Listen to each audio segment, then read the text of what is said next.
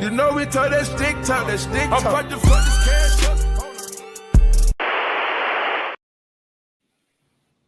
There we go. We're not late. We're on time. Yo, we're here. I'm done. Time. Ben said we were late. That was at like 3:38. So I think he was a little early. It's okay. He's always early. He's always calling everyone out for being late. Don't matter what time of the day it is, he's calling you late. It happens. Well, I'm gonna fire this up with some nice runny butter tarts to get started. I knew you would like this, Jay. Made a special trip today to grab these. I'm a little jealous, I ain't gonna lie. I got a summer edition Red Bull, so I don't know if you get those. I'm sure we do. I don't drink energy drinks. So.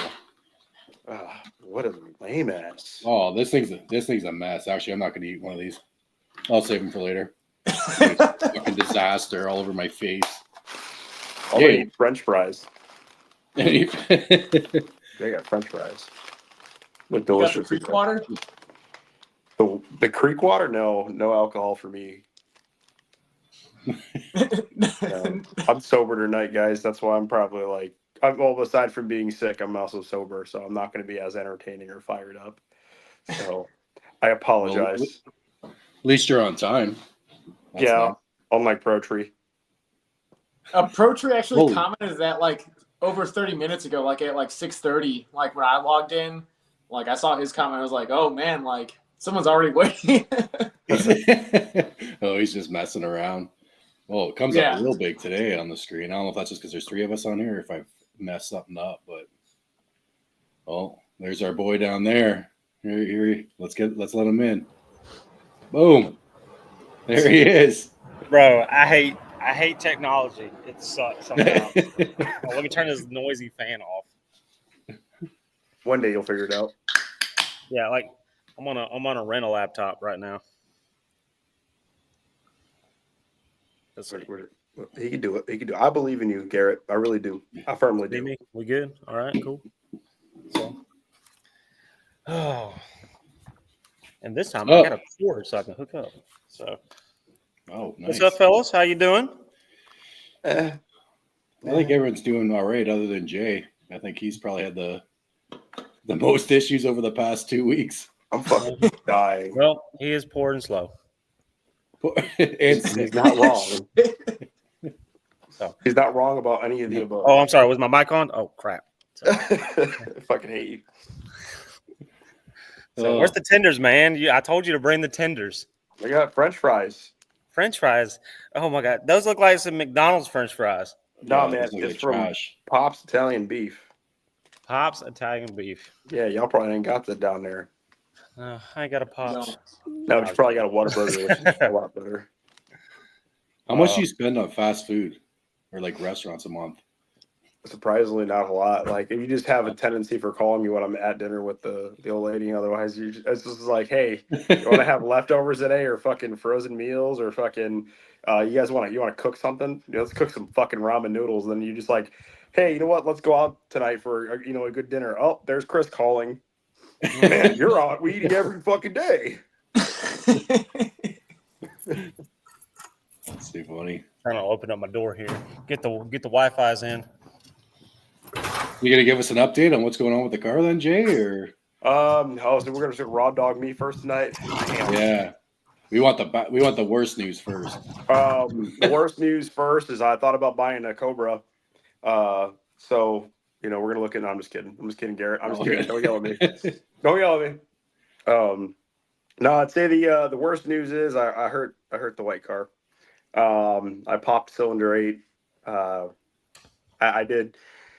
I did some questionable things at the last no prep race. I guess we'll start at the beginning of everything. For anybody that says that AFCOs are a gimmick, that you shouldn't buy them, this was the first time my car has gone A to B on that surface without a fuss. Car was going under 1760s, which again, a lot of people will be like, that's slow for no prep racing. If you go see, I dare you, go to that surface, race that surface. If you do better than a 2.0, I'll pay your entry. But long story short, threw those on, did a badass chassis alignment with Adam. The car finally didn't drive like a G-body. Was going A to B, hooking well, going straight down the whole time. We actually got to one point where we turned it down too much, where the car bogged and almost stalled out on the line. And I'm like, that's impressive, especially for, again, being on that surface. Was able to leave on a little bit of boost, leaving off a two-step, raced the fastest guy in the competition. And I told myself, I'm like, you know what? Let's not turn the boost controller up. Leave it on gate. The car's going A to B. Turn the boost up in the later rounds. Well, that was a bad mistake. I was out on him, and he just ran me down, and it was a damn good race. So I figured, well, let's go and get some data later in the day after small tire and everything was done, and I went back out on 14 pounds. I left on 6, and when I threw the 3-4, it shot a foot-long fucking fireball out of the fender exit. And when I felt the spark cut do that, you could tell it pissed off the knock sensors, and the car felt like, again, it wanted to stall and was just struggling to get back into power. And then when I came back on the return road, it sounded like a crackle-tuned BMW between 2,500 to 3,500. So we get it in the pit, pull all the plugs. Sure enough, cylinder 8, the porcelain. You can grab the spark plug and jiggle it, and the porcelain was moving around on the electrode. So I'm like, that's not good. That's already bad news. So we get a set of plugs from the guy that whooped our ass in first round, and started to back up. It cleared up a little bit, but you could tell something was wrong. You would load the engine up, and the second you let it off, again, it sounded like a crackle-tuned BMW. So fast forward Sunday morning, I'm like, you know what? Let me just drive around the neighborhood and see what's going on with this thing. Maybe just by some dumb luck, it's just something stupid, a stuck injector, bad coil pack. Try to diagnose it before I'm like, it's the motor, which I already knew it was, but didn't want to believe it. And I was starting to see, it was an 80-degree day, and it was smoking like it was a 40-degree day out of the fender exit. Started noticing oil residue on the fender, oil on the mirror. I'm like, yeah, that's it. And as it was idling, you hear it missing and popping, and I'm like, yeah, we're done. So, we sent the car up because I just don't have time. And the reoccurring theme of the month, I guess, is pulling motors. We got 2 or 3 different cars at my job that were pulling motors and rebuilding and putting them back in cars. I got the SN95 that I got to pull a motor out. So I sent the car up to Reynolds Performance out in Monroe, Wisconsin. He already, within 2 days, had the motor out and is like, all right, I'm waiting on you now. Bring me parts, bring me another motor. Let's do this. So I'm assuming we'll have the car back next week. I already talked to Manny at HPP, and we're going to go get those final data logs and turn this motherfucker up and hopefully go back for the next brawl race, not go out first round, and maybe get an event win, which would be sweet if we could do that and go into War in the Woods for their sticks class and try to at least get past first round. I think that'd be the kind of energy we need for this year to keep me motivated. But I want to give a big shout out to that man up there, Phil Fez, because that dude was my fucking ace at the no prep race, man. It's been a long time since I had a crew guy that was lining me up, and I was like, man, I'm confident where this guy puts me, we're good. I don't have to second guess it. So thank you again for all your help. Yeah, I had a blast. I got to say, I was slightly disappointed though that you didn't have a headset on.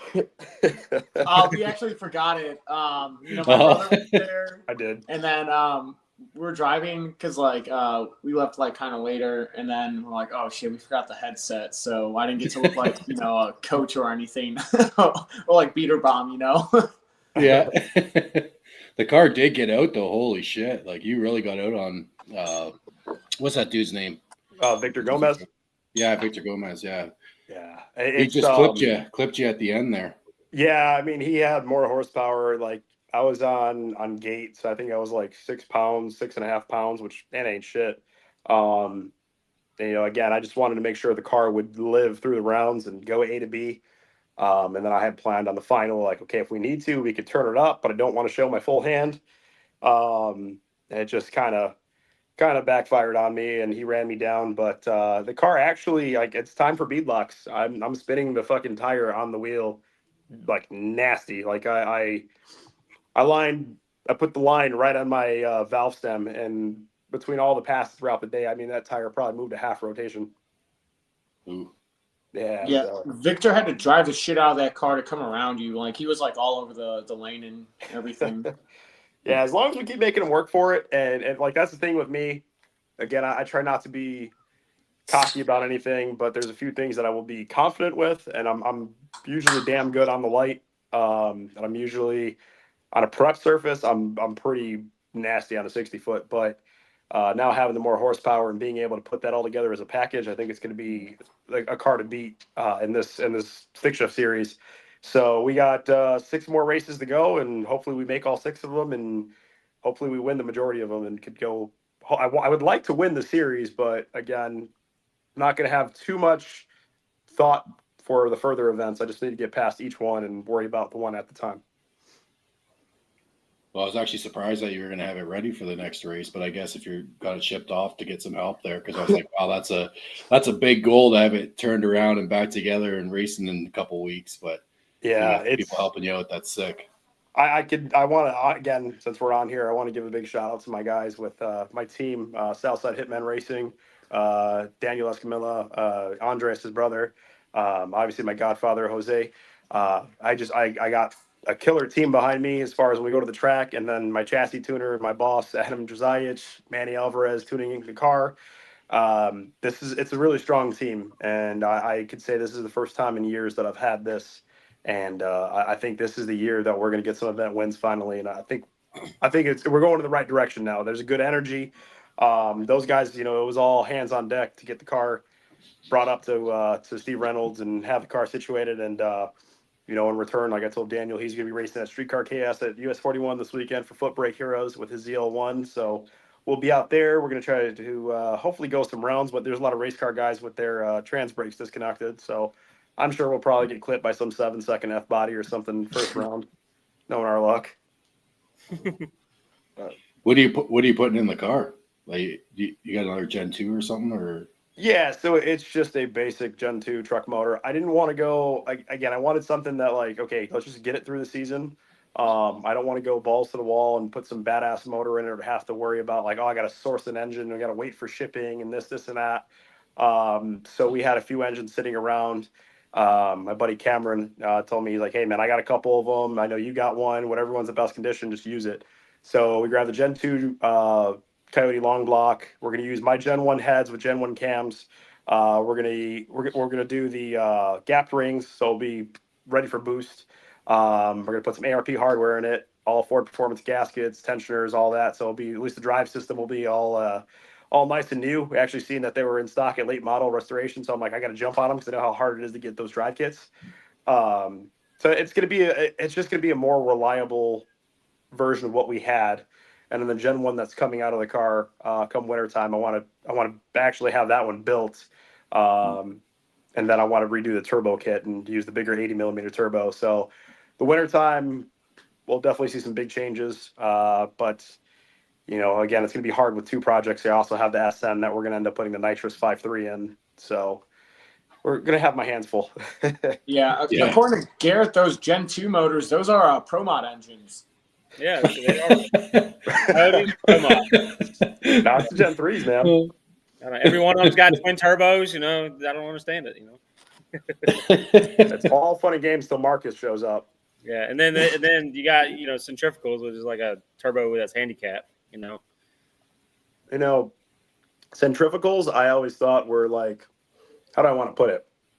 It's like the guys that want turbos, but they don't want to deal with turbo problems or spend turbo money.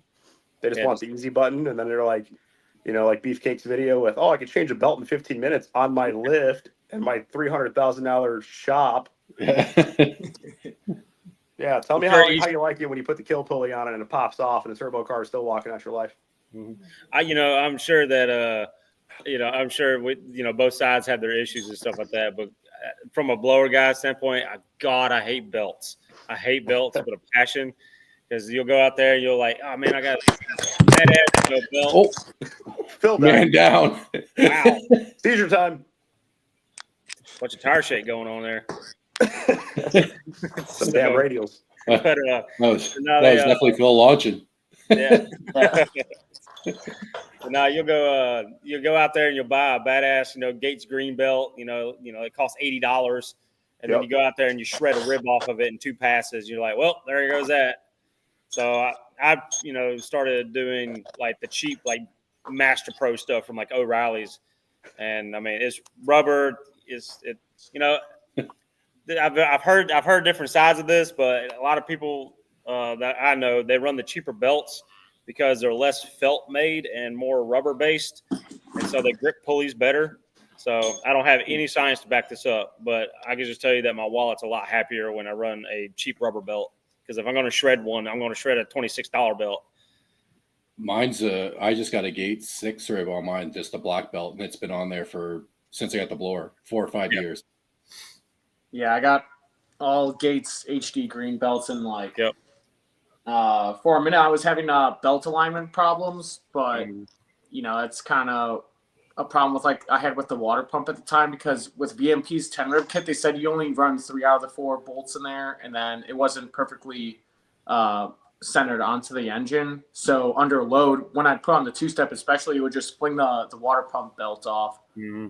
And then I was fighting that, and then eventually it would get caught in the blower belt, and then the blower belt would come off. But since I put that 4th bolt in, like, never had a problem with belt alignment again. I had one pass. I had one pass that was – I didn't even know it at the time, or didn't even notice it. It was Modnats this past year. We were at Bradenton, and I had slung a belt. I think I had tapped the limiter. Either I tapped the limiter or something, but, it flexed the alternator bracket just enough. Marcus Davis is calling me. I was calling Garrett. Oh, Garrett, your daddy's here. You don't talk to Coyote people. Don't tell him to Stop put calling me my phone. Your daddy's here. I'm going to block. Who's that? Where'd y'all get Sinbad? Sinbad. Sinbad. That's wrong. Shit.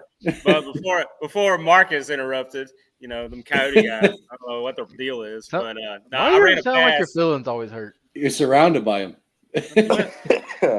Well, I mean, he's got a fast car and a street cred at the same time, so But I slung a belt on a pass, and I didn't. For some reason, I didn't. I knew the car laid over for some reason, but I didn't put 2 and 2 together. But when I got to the end of the track, I realized that the blower wasn't whining, and so that the whole pass was nothing but just me shoving nitrous down on something that's got a huge restrictor plate on it. But the nitrous is below the blower, so it doesn't have to pass through it. And so I ran like a 1024, like 126 mile an hour. So the whole like the other half of the track was all nitrous motor. So the blower wasn't whining, but the driver was, is what I'm hearing.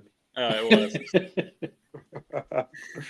Gosh, I'm always low. We got 4 Coyote guys and 1 Cobra guy in here. This sucks. LS guy. It's all right. Y'all know who Daddy is. Honda guy. Shut up. I think Garrett's the only dual power adder in here, though.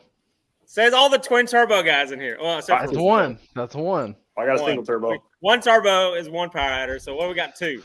But I got nitrous too. Dang, he's supposed to admit it. Yeah. Marcus is no credit with me. To answer Miles' question, eventually I am going to go to radials. I think probably going to do it sooner now since I finished that no prep race up. So there's no point to really ride around on slicks anymore. So I got radial pros for the car. I know they're not as good as the PBRs as Marcus has told me, but I'm going to try my luck with them. Yeah, Phil's a big no prepper now. No, he got the big wang coming. Dude, he is feared in the panhandle. Y'all hear me? Feared. He just ordered long travels from Jay today. Yeah, they're your new kill tracks. Yeah, just make sure you message me and get a whole order and quote going up, and then tell me last minute that you don't want them, and then the next day post that you ordered kill tracks, so you can completely waste my time before you order shocks for me. Totally not something that just happened this week. Yeah, so I tried no prep racing at this local race about 2 hours away in Mississippi. So went out there, and then all the homework and prep work I did on the car, testing it paid off. So I had to take a bunch of anti-squat out, and then I had to put 300 pounds of sand in the trunk, and it worked. It was doing 1.760 foots on like no prep. So the only problem was the transition. Like once you got past the transition, like the car would just come out from underneath you. So I was only doing like, 7s in the 8th at like 80 something miles an hour. Sounds familiar. flexing on Hondas. Yeah, that's Jay's life. Yeah. Hey, that dude talked all the shit, man, and like he earned it. And like I think the biggest thing was like when I removed like these off the car, like it felt so much better. Like launching it. Marcus is down here hearing these 1.760 foots and probably going, "What the fuck are these guys?" That's not bad for like no prep stuff. Yeah, I know. Yeah, I get. I saw Phil bullying the Hondas. Oh yeah, that was disrespectful on the gas pedal there at the end. And the Phil, hazards. Like I think I hit it. Like I was like, oh man, like I gotta do it. Me and Phil need like a combo video or t-shirt or like t-shirt design too, of just bullying imports and fucking Hondas specifically. Yeah. Dude, well, there's a couple of fast ones in my area. I don't want smoke with them because like they got their shit figured out. Yeah, they're always fast until you race them, and then they can't fucking get past the 60 foot because their dog box breaks or their piece of shit fucking CRV axles break on them, and then it's if this car wouldn't have broke. Yeah, okay, I hear it every time. Mm-hmm. It's always the Puerto Ricans. There's always the ifs. Dude, they'll take anything and throw a motor in it and go out there and bust off like a wicked pass at 180. So like we go down to World Cup and stuff and just look at some of the rides that the Puerto Rican dudes be having, and it's like, oh yeah, we got a 4-rotor and a golf cart, and so it's they'll go out there and they'll race and they'll bust off like a low 7 pass. It's ridiculous. Yeah, but is it impressive when you're racing a fucking Chef Boyardee can on wheels? Man, I wish I had. Those things are pretty wild, man. I don't know. I don't have a Chef Boyardee can. I'm on a street car, so Exactly. Like I don't know. I will always. Hey Garrett, crank that thing up for us. Oh, it'll start. Don't. It'll start. You'll hear a squeaky throwout bearing, and so I don't. I gotta ride it so the squeak goes away. I got your Nemesis car out in the shop right now. Yeah. What are you doing? You trying to get him to outrun me? You didn't have enough? I can't speak on it. I'm just letting you know that it's out there. You don't have to. That just says that it didn't have enough. So you're trying to put some magic in there. He's going to detune it for you. He's going to what? Yeah, I'll try to slow Travis down for you. He does that all by himself, I don't know. He's got better pretty quick. That, eh? I know he's listening to this right now. So. I don't know. Let me see. Oh, thanks, Marty. Let me text the group. I'll tell him to get in here and get on you. Let's see. Uh-oh. So, hey, just remember, I still got that time slip with his signature on it, sitting right over there. Hey, y'all are 1-1 though. Yeah. Well, see, my one's a little bit bigger than his one. So that's okay. Well, hold on. Yours was quarter. That's why, right? It was quarter, full pass, both cars at full potential. Well, no, Travis's was broke, but. Yeah, he wasn't broke. He went A to B. No, I don't know about that. He was like a whole 3/4 second behind, but that's okay.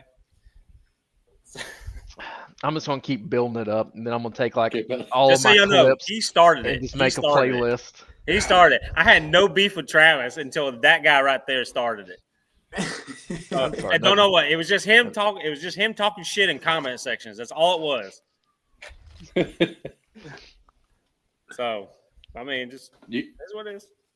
I can't get Marcus, so I got to pass the torch off to Heath or somebody. Yep, Heath, my buddy's fucks, buddy. Hey, you want to get right now, so I want to hear it.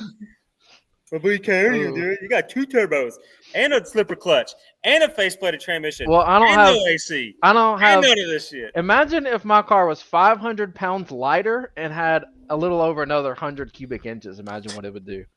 This fucking dude. You don't want to talk about that though, huh? I mean, it'd be a driver's race then.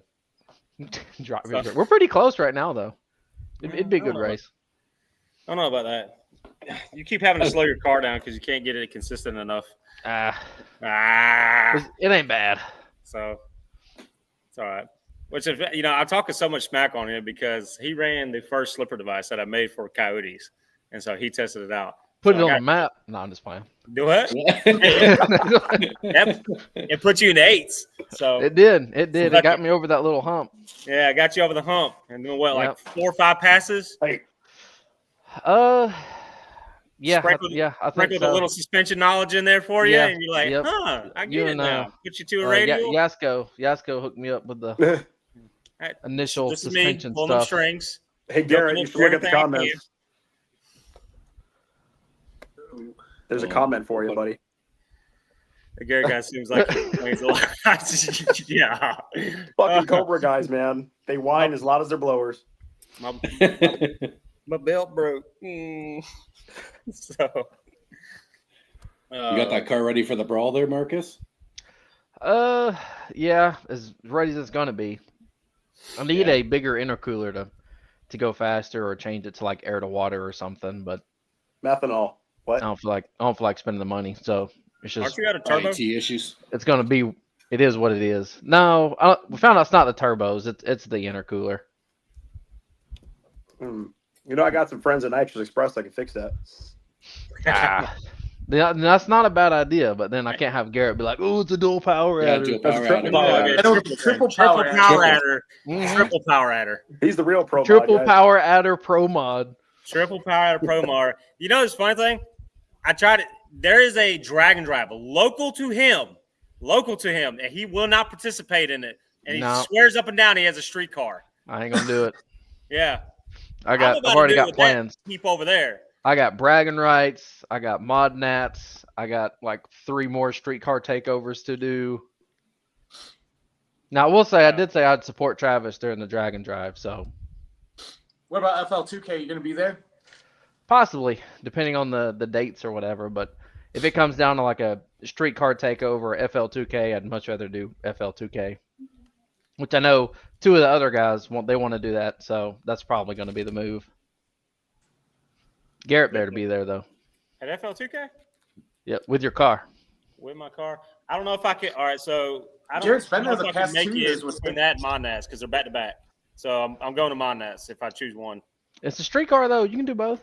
I mean, it's all right. I mean, I'll drive it to FL2K. It's not that far from you though. You say, yeah, just it's only 7 hours. Okay, never mind. It's just 7 hours. Yeah. I'm fixing to come up that way this weekend, probably. I thought I was going to Montgomery tomorrow. Yeah, rain. to meet Travis, but I mean, we're not bringing cars. Oh, gotcha. So, what'd you think we were racing? Well, Travis could. I don't know about you. I was about to say, you better get off this live now and get that car ready then. His is fine. It's ready. Is it? We need to take some weight out of it though. I think it's fat. Mine's fat. Not as fat as Travis's though. Not as fat as this. Never mind. Hold on. He thinks that Cobras don't weigh a lot. That's like 3350 as it sits. And what does your car weigh there? Cobra's pretty light. No. Look, 1 second. I can tell you. Zach's car's lighter than mine. Yeah. Not by much though. Like No, yours? they're pretty close. 3100? They're Like pretty 3100. Marcus, Yeah, they're close. What's up, Chris? what's your car weigh? Probably like 3,600, 3,500? Nah, I don't know if I need to say it because Garrett's gonna try to roast me. Oh, Go ahead. Nah, okay. All right, Garrett, just go ahead and mute it. Mine weighs 3080. oh shit! Yeah, in the beams it's like 33-ish. So Don't lie. It's That's like like knock so much weight out of that thing. That's So- that's crazy. Like, Yeah, I might have to hit you up. hey, I can set it over. I can tell you what all I've got done. I ain't got nothing to hide. I mean, I put everything on YouTube. If you follow me on social media, I mean, you see the stuff I post. It ain't not like a grudge racer. There's no primer base coat. Yeah, I sanded it all down and just rattle canned it a little bit. Yeah. single stage. Sorry, y'all. I was dying. I'm back. What I missed? You kind of lagged and froze there. I thought you never left. Oh yeah, it's Boost Mobile doing Boost Mobile things. You missed how much Marcus's car weighs. Oh, I'm Take gonna a say guess. Marcus's car weighs 4,500 pounds. The fucking Hellcat. Well, he's got like Yeah. 3,500 horsepower. I'll be in the heavyweight class. Give it a year. Power Give it a year. His turbos are going to be through the hood. That's not a bad idea. Oh See, god, Bro, Did you get this guy his slipper device? Because he hasn't asked about it this week. So. Oh no, he does have it. He does have it. Yeah. I'll explain. Oh, tomorrow. nice. He hasn't. He does have it.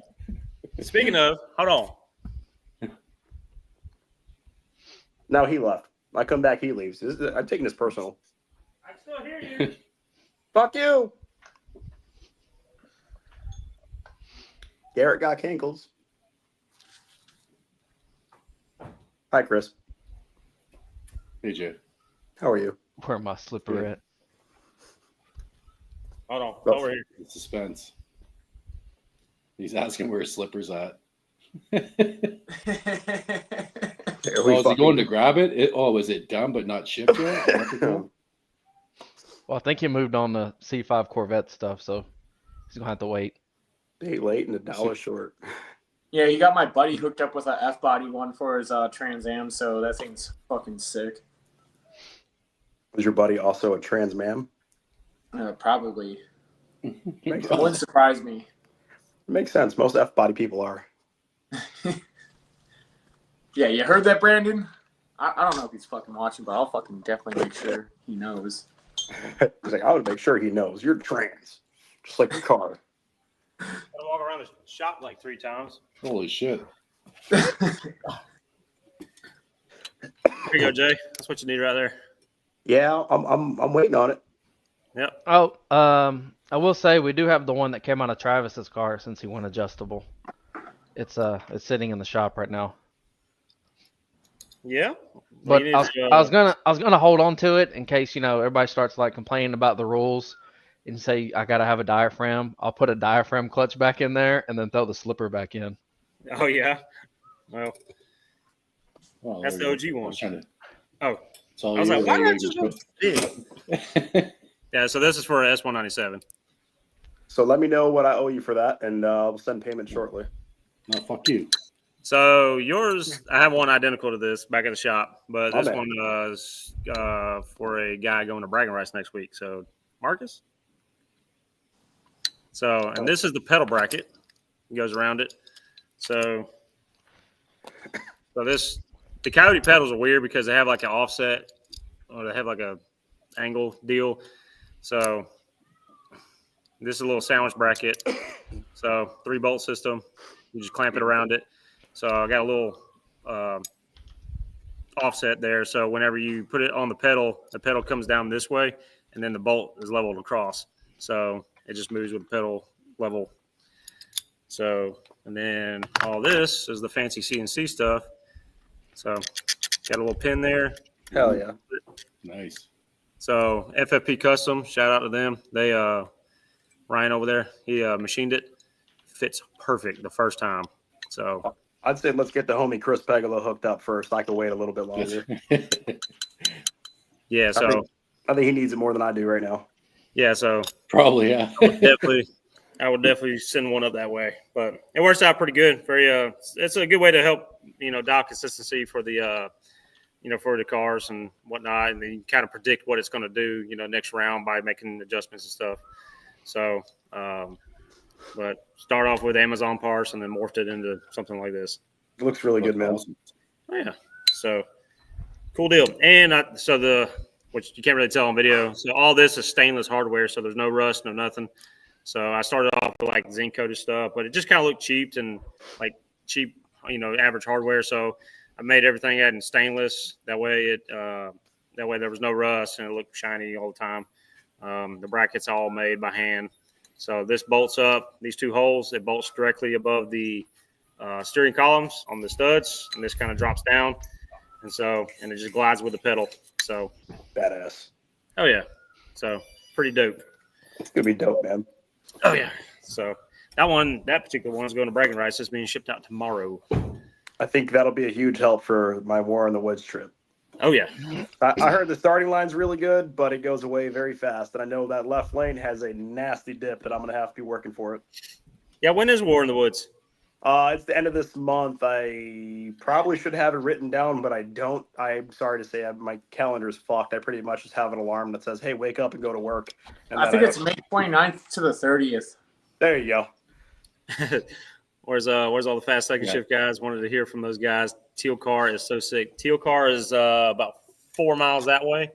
It is in the trailer and ready to go to bragging rights. So if you guys are watching this, go to Streetcar Bragging Rights. It'll be at Rockingham. And we're going to try to set the world on fire with that thing and try to put it in the sevens. Did a whole motor refresh, and you can tell because it does show up on a slip. So we're giving it so before it would go like 173, 174 on 2 bottles. Long story short, there was some weird, funky valve train geometry that was going on with the old motor. I say the old motor, but before the refresh. So they fixed all that. And now we're going like 174 on 1 bottle. So if we put 2 in it, it should pick up about another 3 or 4. And so it'd be about 177-ish, 176, 177. So we're going to try to push it down to the low 1 teens, on the 60-foot. And then we actually have weight that we're hanging on the front where the subframe, where the crash bar goes up front for the bumper support. Long story short, I got some big 1-inch steel blocks, out of a scrap bin. Drilled some holes in it, and we hung it up on the front. So we got about 20 pounds hanging off the nose, about 2 feet past the K-member. So to help with the wheelie control and keep it down. So we're going to see how it works out. 2 bottles, 2 power adders. Nice. Yeah, that's what I'm saying. Yeah, 2 bottles, 2 power adders. That's going to be a wild event, man. So, but we're actually contemplating on, because like Nitrous Outlet's going to be there, and they have like a bottle trade program. So I know it. So, but Nitrous Outlet's going to be there, but they have a bottle trade program where you could take in some of the old bottles and then exchange it out for a credit or a new bottle or something like that, depending on what it is. And so we're contemplating whether to put a 15-pound bottle in it. So we'll just put a single to help, bigger bottle might help with pressure drop, instead of just running 2 of them, and it'll weigh less. So, I mean, we're going to try some things out just to see what works. When do you need that by? I don't know. You can go to bragging rights. Bring one to bragging rights. Bring it full. I think maybe I'll call my guys at Express, and so we don't got to deal with outlet. I mean, we do have a few Express bottles in there. We got to get you right, man. We can't have that outlet shit. Oh no! See that car's all Nitrous Outlet. Man, So, fucking Cobra guys. So you see me, you see you. I'm fast. I don't know where you at. I'm blowing up. Your boy's here. Your boy's here. Uh-oh. What's up, baby? We should send them the link. Get him in here. Oh, God, you send him a link. Send him the link, Marcus. No, because that's gonna put me right between him and Marcus. Oh, no. I'll do it. Send him. I think we should do send it. him the link.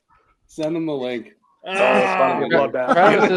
Travis isn't too tech savvy though, so we'll see how it goes. Yeah, neither is Garrett, but he makes it work.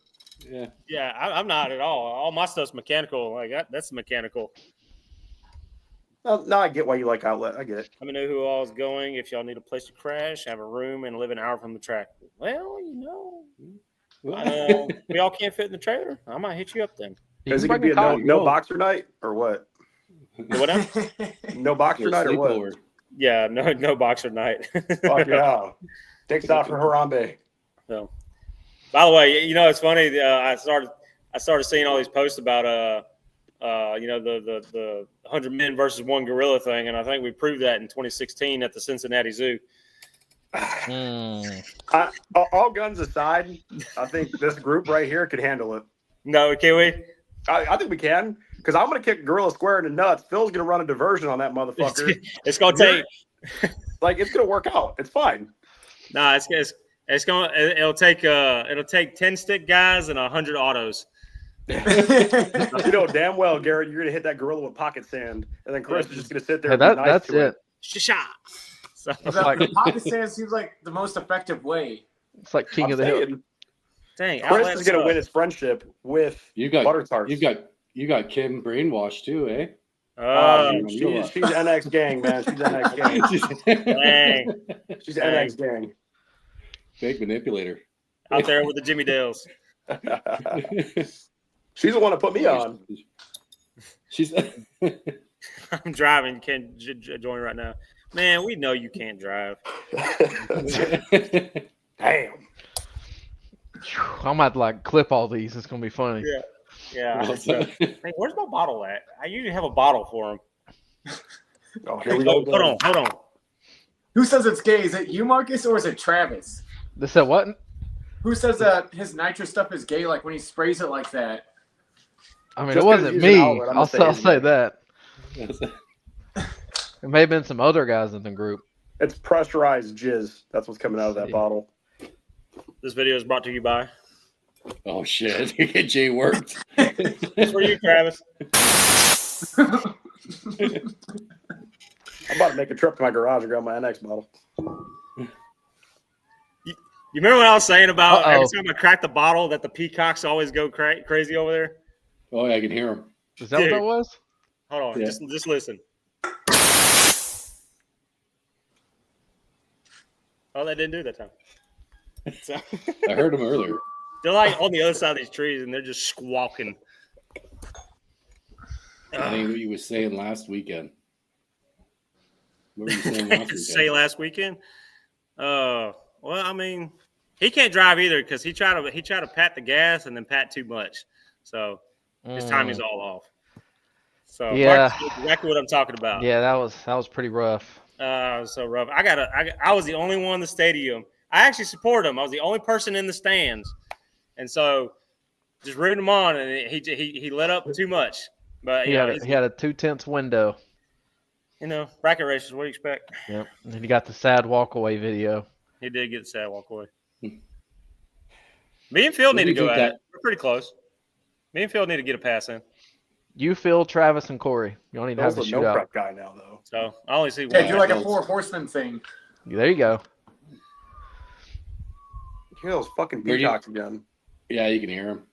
Yeah. Where do you think the split will be, Marcus, at bragging rates, like for the 6-shift class? Ooh, Hey, I don't know. There's a lot of heavy hitters. Yeah. Like, I don't know. I hope I freaking qualify. That's my goal. Because I mean, if there's 50 tech cards, 32 people. So I mean that leaves 18 not making it. And then on top of that, I mean, I don't know. You got to kind of rely on like the faster guys break in, like the outlaw guys. I mean, there's what 4, 5, 6 second guys there, Yeah. and then you got I don't know, probably 10, 11 low 7-second guys. So I feel like I feel like you'll qualify for sure. I'm just curious where that. if I run like a 820, 830, I think it'll put me in the bottom bracket. Yeah, that's what I was thinking. We were And just then- talking about this last night with Shane Becker about where the split was going to be. They think it's going to be the high 7s. Just looking at the lineup of who's going, it's going to be a high 7 like split. Which What did if we Guido make say? it, so if Heath makes it with Teal, that'll put him at the bottom, next to Marcus. Yeah, something like Heath and then me. So if Heath takes the bottom spot in the fast guys, I'll take the top spot in the slow guys. How about that? Sandbagger.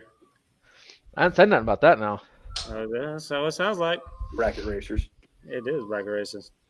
I have seen Marcus slow his car down more than here we actually go. trying to run a number. When? There's a video sped up out there of a 799 pass, but every time we go to the track, he slows it down to 850, 850, 850. Every time. That's not true. It is true. The Okay, only hey. reason I was running 840s to 860s at that streetcar takeover event was because my clutch adjustment was not right. So my 60-foot wasn't there. Was I doing think like if Marcus went to that Ford festival at Valdosta, like he would have been really well off there and would have probably gone to the finals. no, I was on a cruise. I originally planned to go, but yeah, I missed that one. Yeah, I think finals was Bryant and Tori. Like Tori went like a 8-0, I think. With Yeah, his I watched your YouTube video. Yeah, we didn't have nothing for that on that surface. So Tori was going to be hard because I mean he's a no prep guy. Dude knows his stuff, and like we didn't have the only way we was going to get him because he was running 810s, and we would have to run it all out to get a 810 on Teal, and that track just wasn't going to hold it. So that track was What definitely was it? good that weekend. Let's say 'cause right before the event, literally like 2 days before, I was looking, I was like, man, this clutch disc is getting low because I bought some like 6 months prior, and they've just been sitting on the shop. And I was like, well, I'm gonna throw these in. That way, if it messes up at Streetcar Takeover, not bragging rights. And so we get down there, we start running, and I'm like making test hits, just blowing through the clutch. So I'm like, what the heck's happening? And then I'm over here. So we got 3 test passes Friday or something like that. Couldn't get down at all. Saturday comes around. I get up, me and Travis get up, because we stay at the track. So we got up Saturday morning, messing with it. And they call test and tune for roll racers. And I was like, shoot, I'm going to go hop over here with the roll racers and just try it out, see if this clutch holds. So I'm over here making laps with the roll racing guys, trying to get this clutch adjustment right. And then after that, I'm going down the streets of Florida, just making pulls, coming back, adjusting stuff, going back down the street, come back, adjusting stuff. And then the final test pass, went into there, lowered the floater plate, because what it was I didn't have enough air gap between the levers and the throw-out bearing. So I just moved the floater plate down a little bit, and it's enough to hold, but wasn't nothing crazy. It couldn't hold that Pro Mod motor? No. He got one of them Moosey motors. He has that whippity-doo clutch, that makes it all happen. You know? The whippity-doos. Yeah, the whippity almost made me. Hey, I'm telling you, before that last test pass, I was like, whoever gets me has got a first round bye. What's breaking news? You non-spelling motherfucker! No. It was testing. It was testing. It wasn't competing though. Leave it up there. So what was this comment here, Jay? First round? Yeah, so me and Frank are going first round at War in the Woods. There's just a little rivalry between me and Frank. He's a local guy. He likes the clutchless stuff. He likes the 25 threes. He likes the 6-second cars should race 12-second cars, and it's all fair game. And I to each their own. Everybody has their opinion. I just think, all right, well, I'm going to show my budget built ass up, and we're going to see if that badass little vet with his 25-3 chassis, if he got enough for me, which he probably does, but it's going to be a driver's game and a tuner's game. So is that the bracket racer? No, that's not the bracket racer. This guy was is a drifter guy that used to have a 240, a pink 240. But now he has a Corvette, and he's I think the biggest thing I have to worry about, is he has a tendency to lift head gaskets on his junkyard LS, junkyard LS that comes with twin turbos and heads cam, all that other shit. He has a tendency for lifting heads, so I just got to make sure that it doesn't happen next to me, so I could just go away. Yeah. That doesn't happen to an LS. Never happens. The LS motors are indestructible. They come with fucking BTR4 cams and Trinity intakes from fucking junkyard. You could turn in 10 box tops and get an LS gasket. He built this car out of a storage unit. He did. He did. Well, he probably hasn't seen where he built your car, because I seen where you built your car, and that's to an extent he has. I will give him credit for that. He did build his car out for when it was NA and the beginning of his turbo stage. But you can't. Let's be honest. The last year to this year, you've had that shop out in Indiana with the motorcycle guys, so you got a little bit edge on me compared to my Home Depot garage. So, Marcus, how you gonna get your wife in here talking smack? I know. Oh, is that your wife? I didn't say nothing. Yeah. So, losing to Garrett. I got to get my wife in here now. So. Speaking of which, so Garrett said something about how he's taken out everybody in the MMP camp. He's beat Travis one time, and that's the only person he's raced. That's all I needed to beat. Just want to throw that out there. He was everywhere. Hold on.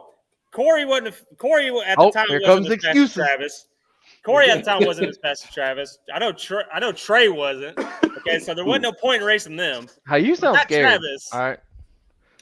That's like Travis saying he's been a faster time than you, so there's no point in racing you. So I mean, you're the king, but I've done eliminated all your pawns. Dude, I'm not the king. I don't know what you're talking about. There's so many more guys that's faster than me. Yeah, the banner hangs on his shop, just so y'all know. Yeah, you don't even know where I live. What are you talking about? Wait, I've been to your house. I know it. He's got like 100,000 square foot facility. Absolutely not.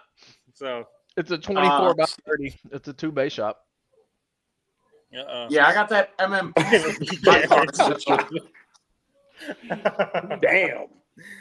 Damn.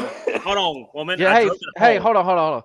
Phil's repping too. He does got the MMP sticker, so you got to beat Phil too. Where's my stickers? I mean, I've got some if you want some. I figured you didn't want none because you're always talking shit, but you know what? I'll throw you in a T-shirt if you beat Travis next race. Well, one time he forgets Lassiter. No, I count Lassiter. It's a half a point. It's a half a point. It's a half a point. Yeah, Brian's gonna push everybody in bragging rights. Got the fastest car there. Old Brian. Old Brian got the fastest car there.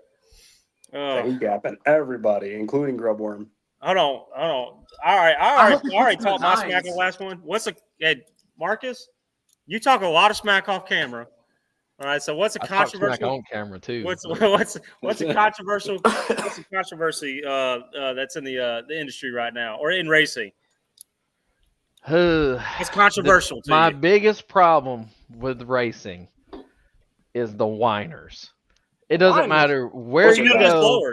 There's always somebody. That's why I don't like racing locally, because it's just like a bunch of old men just whining. Like anybody that's faster than them, they don't want them to compete. So it's like, yeah, oh, you're faster than me. You got a pro mod. Oh, we got to add this rule. We got to add all the rules where just my car fits and it's the fastest. And then like the car count just gets annihilated. And then you got 3-4 guys show up for a class because whoever is friends with whoever's putting on the event gets the rules changed for them, or to kick out a certain guy that's won the past 1 or 2 or whatever. Yeah, fuck Cletus. But so everybody getting smoked by Jay. Yeah, it sounds like Frank, who's trying to. You know what's sad? Frank, I'm not even smoke because I got a slipper device. I don't even. We can go look at the car if you want to bet $50. I'll take the camera over to the car real quick. I'll send you my Zelle. Not a single slipper device in my car right now. We're only going to use it because Garrett's the homie, and I'm going to support Garrett. But we can take it off and run that first round without it. I will not. I'll tell you what. I will not use it first round at War in the Woods. You and me. That's what we'll do.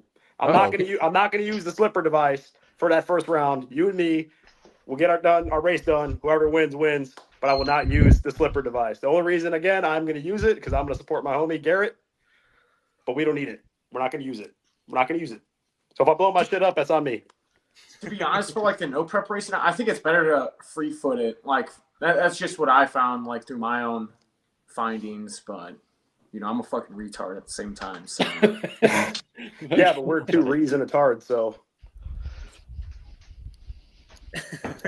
Like the slipper is great on prep, but like I couldn't like slow it down enough. It's all good, Frank. Don't backpedal, Frank. Don't backpedal. You know what you meant. You couldn't slow it down enough, Phil? Yeah, like the tamer, like it only had like whatever adjustment it had, and then if I slowed it down anymore, the pedal would get stuck. Okay, let me get you hooked up with a guy here. He might be able to help you out. But like, it's just like you're trying new things with the car and stuff. Like, I still like the device. It's still on my car. I still love it. We tried to do with Teal's got a adjustable clutch, and so we tried to do a low prep tune up at our local track, which is not known for prep on on a Friday night or Saturday, and so. When we went out there, we kept messaging our boy Zach for tuning, and we kept pulling power out. And we start off like it would launch about 10, 20 feet and then knock the tires. We get out to the 60, knock the tires. Get out to the 330, knock the tires. And then it just would not hold. So I was like, man, we got to pull so much power out of this thing to get it there. And because we got caught at Streetcar Takeover and we got caught at South Georgia. When they did the spring break shootout, and there was 0 prep when it came down to the eliminations. They drug it, and that was it. And I was like, man, I said, we don't have a tune-up low enough to get out here. So we went out there to try to get a radial to actually, go A to B. We could have 134, but once it got out there and you started shifting, it upset the tire and it just ended up knocking them off. I could have won tonight with Garrett's slipper device. Yes, you did. Yes, you did. You're welcome for that.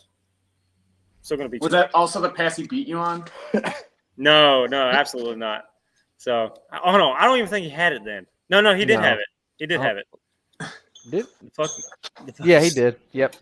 Garrett, Okay. we need to show it off. Show off your shaft. Okay. Show me your third leg. Blow me up. You ready? Okay. See your third leg. Here it is. Ready? That's hot. Well, why do you ever come out at that angle?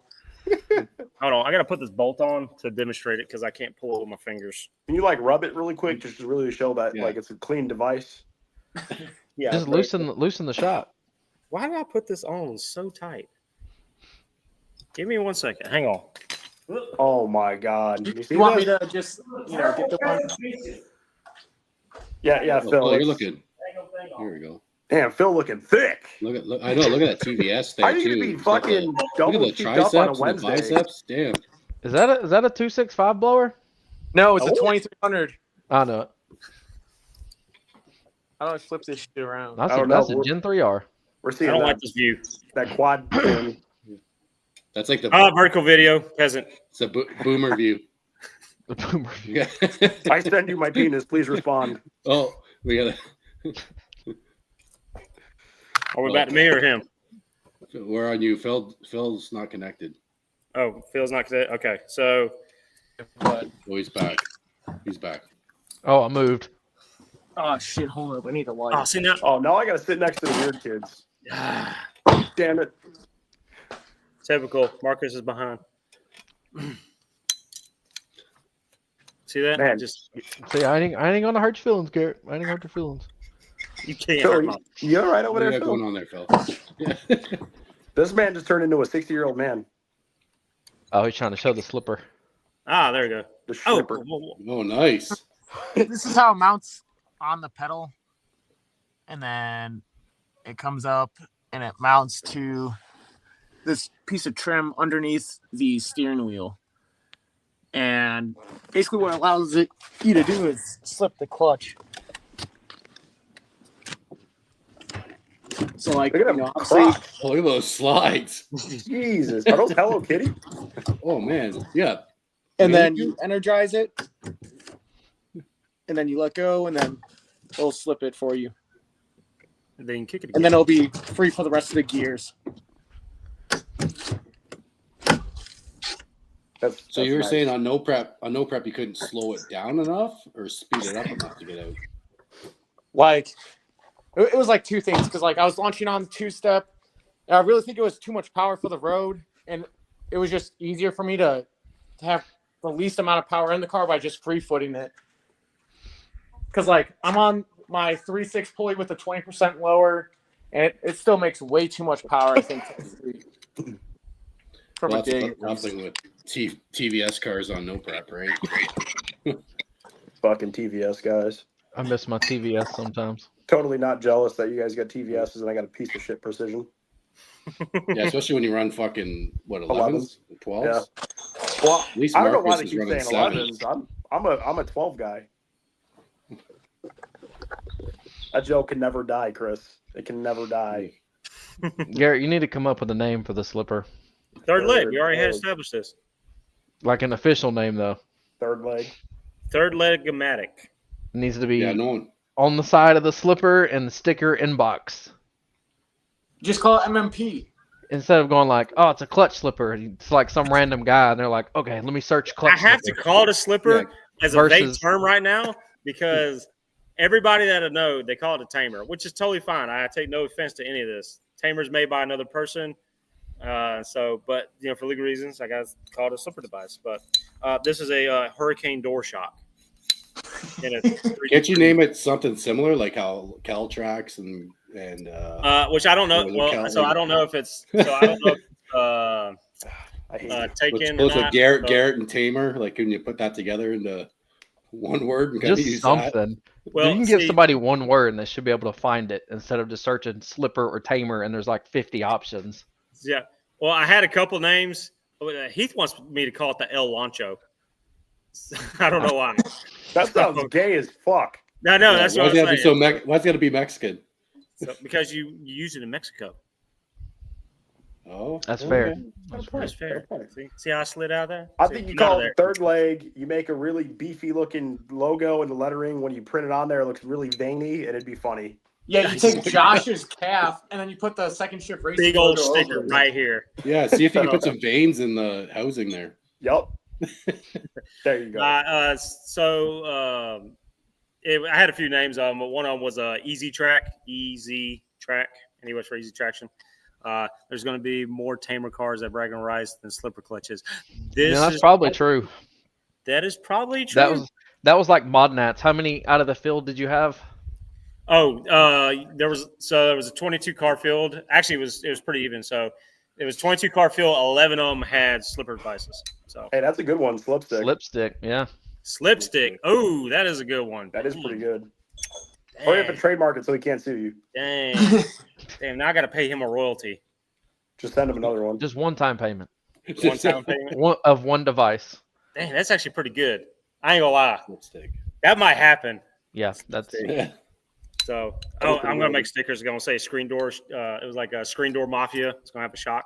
So, This guy, he just got, now he wants a fucking refund. yeah. did I get See, refund on my order? I was actually thinking about that. if you take the I name, was actually thinking about that. You can't make this man happy. Jesus.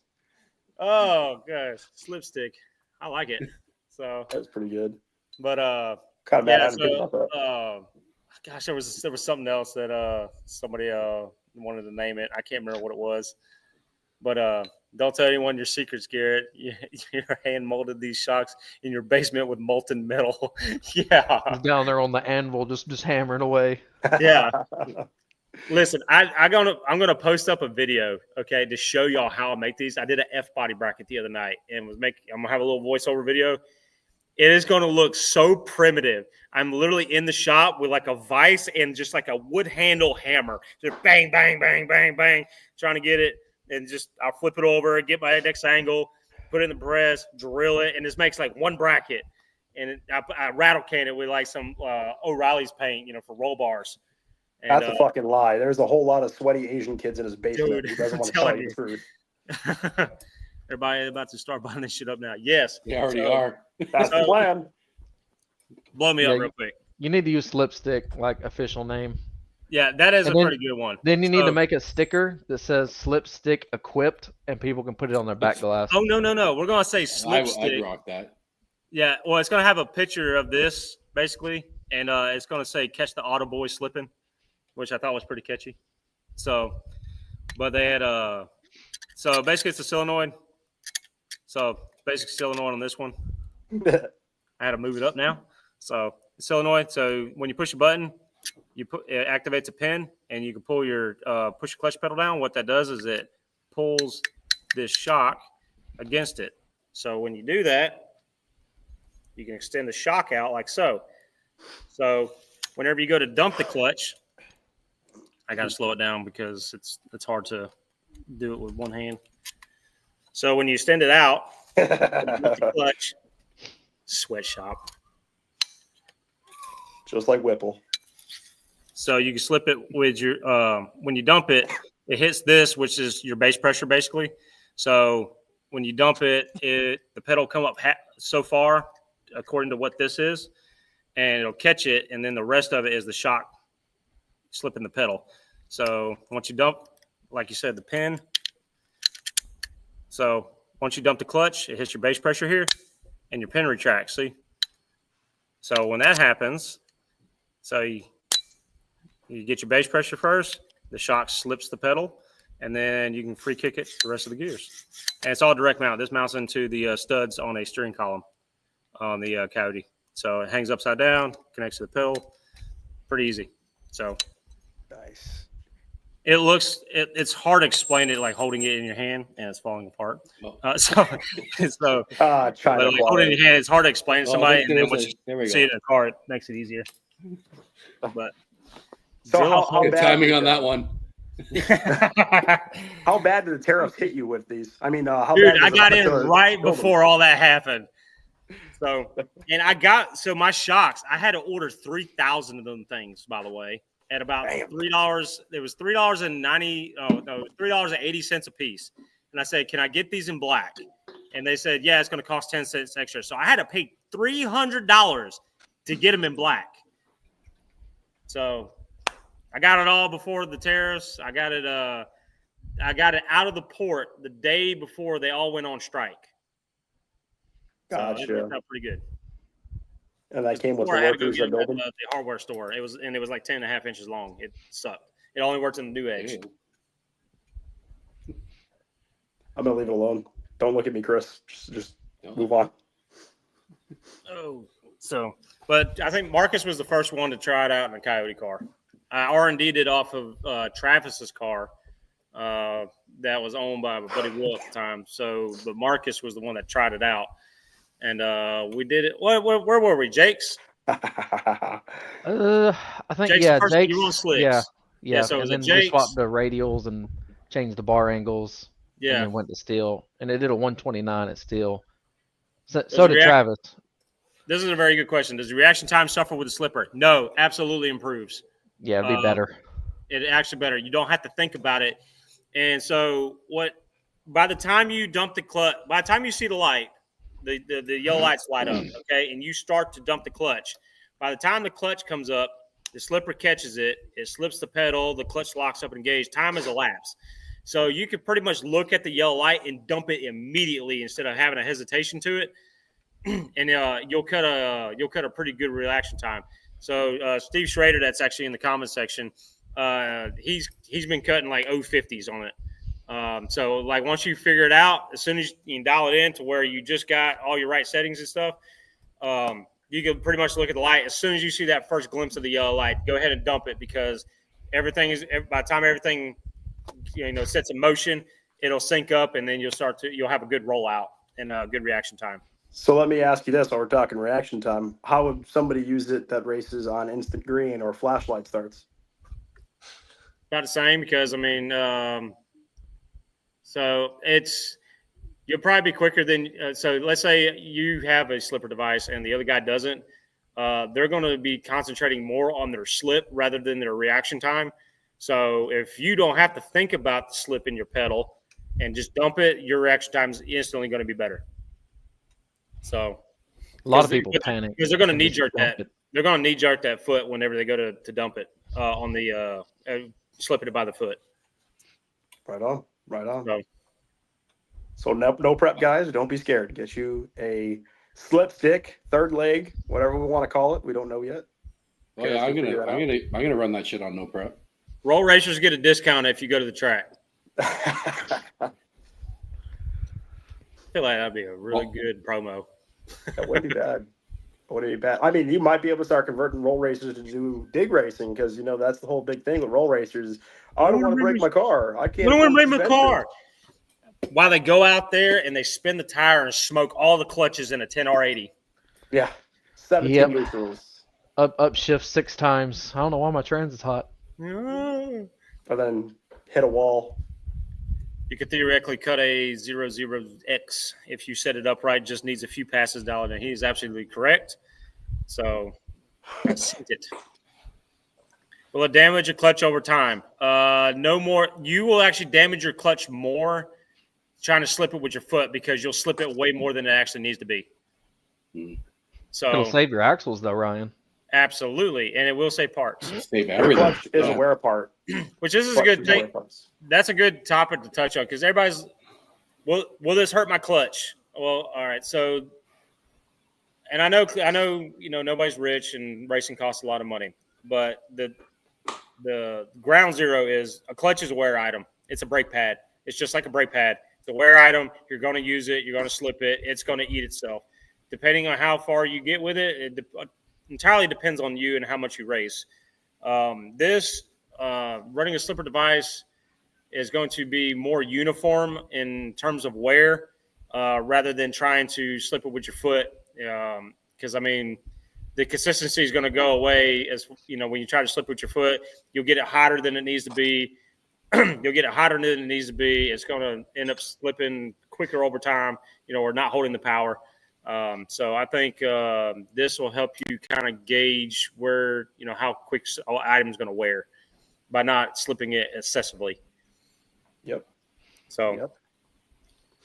A lot of guys got to think of that. It's, again, the clutch is a wear item like a brake pad. You got a lot of guys like, oh, I don't want to ruin my clutch. I don't want to ruin my clutch.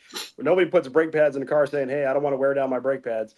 A wear item is going to wear eventually. But you know what? Aren't wear items drive shafts, transmissions, axles? I mean, yes, they will wear eventually, but they're not something that you're supposed to be changing frequently. Yep. So you just got to figure out, what are you going to change? The thing that's meant to be changed out, or the thing that is now in 15 different pieces on the starting line, and you got the starting line guys yelling at you because there's fluid and God knows what else everywhere. Yeah. And Marcus could touch up on this, and clutch tuning isn't so much rocket science. I mean, it takes a little bit of know-how, but it's not so much rocket science because it's all linear. If you add power, you got to add clutch, and vice versa. If you take away power, just take away some clutch. So it all moves with each other. So if I add 200 RPM to my launch, I can either let it slip faster, or I can either let the pedal slip faster, or I can end up adding more base pressure or bite to it. So you just got to move the clutch with the power, because if you move the power and don't move the clutch with it, you're going to have a lot of excessive wear, and it's going to slip like a bitch. Exactly what he said. So Phil, I was curious, since we're on the live right now, just because I see there's obviously a good amount of Coyote guys in the chat. Do you want to talk about what we heard at the brawl about some tuning issues that we heard from people? Yeah, apparently one sucks. So yeah, apparently so. That's who tunes my car. And then there was I saw in this one Instagram chat where like these guys got tuned by the sunglasses inside dude.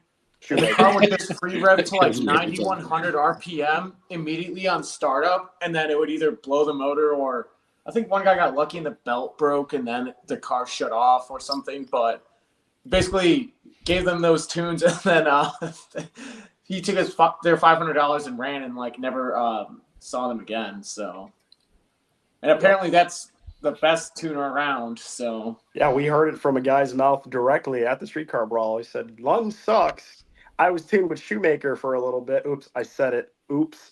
And he had that exact issue where he started the car up, went to 9,100, and got no refund or response. And this is the same guy that said, the guy was like, "Oh, that happened to you too?" I'm like, "No, but I read about it." And then he's like, "I had to buy a new daily because of that." Like, yeah, he bought a new car just because the car wasn't drivable. And then also said that 18 pounds on a stock Gen 1 Coyote is perfectly fine. Yeah, live. We saw the same day 14 was not fine. Yeah, I warned you. One pass. I think people's biggest problem with Lund is like a lot of times if you've got some jankety stuff, they're not going to tune it.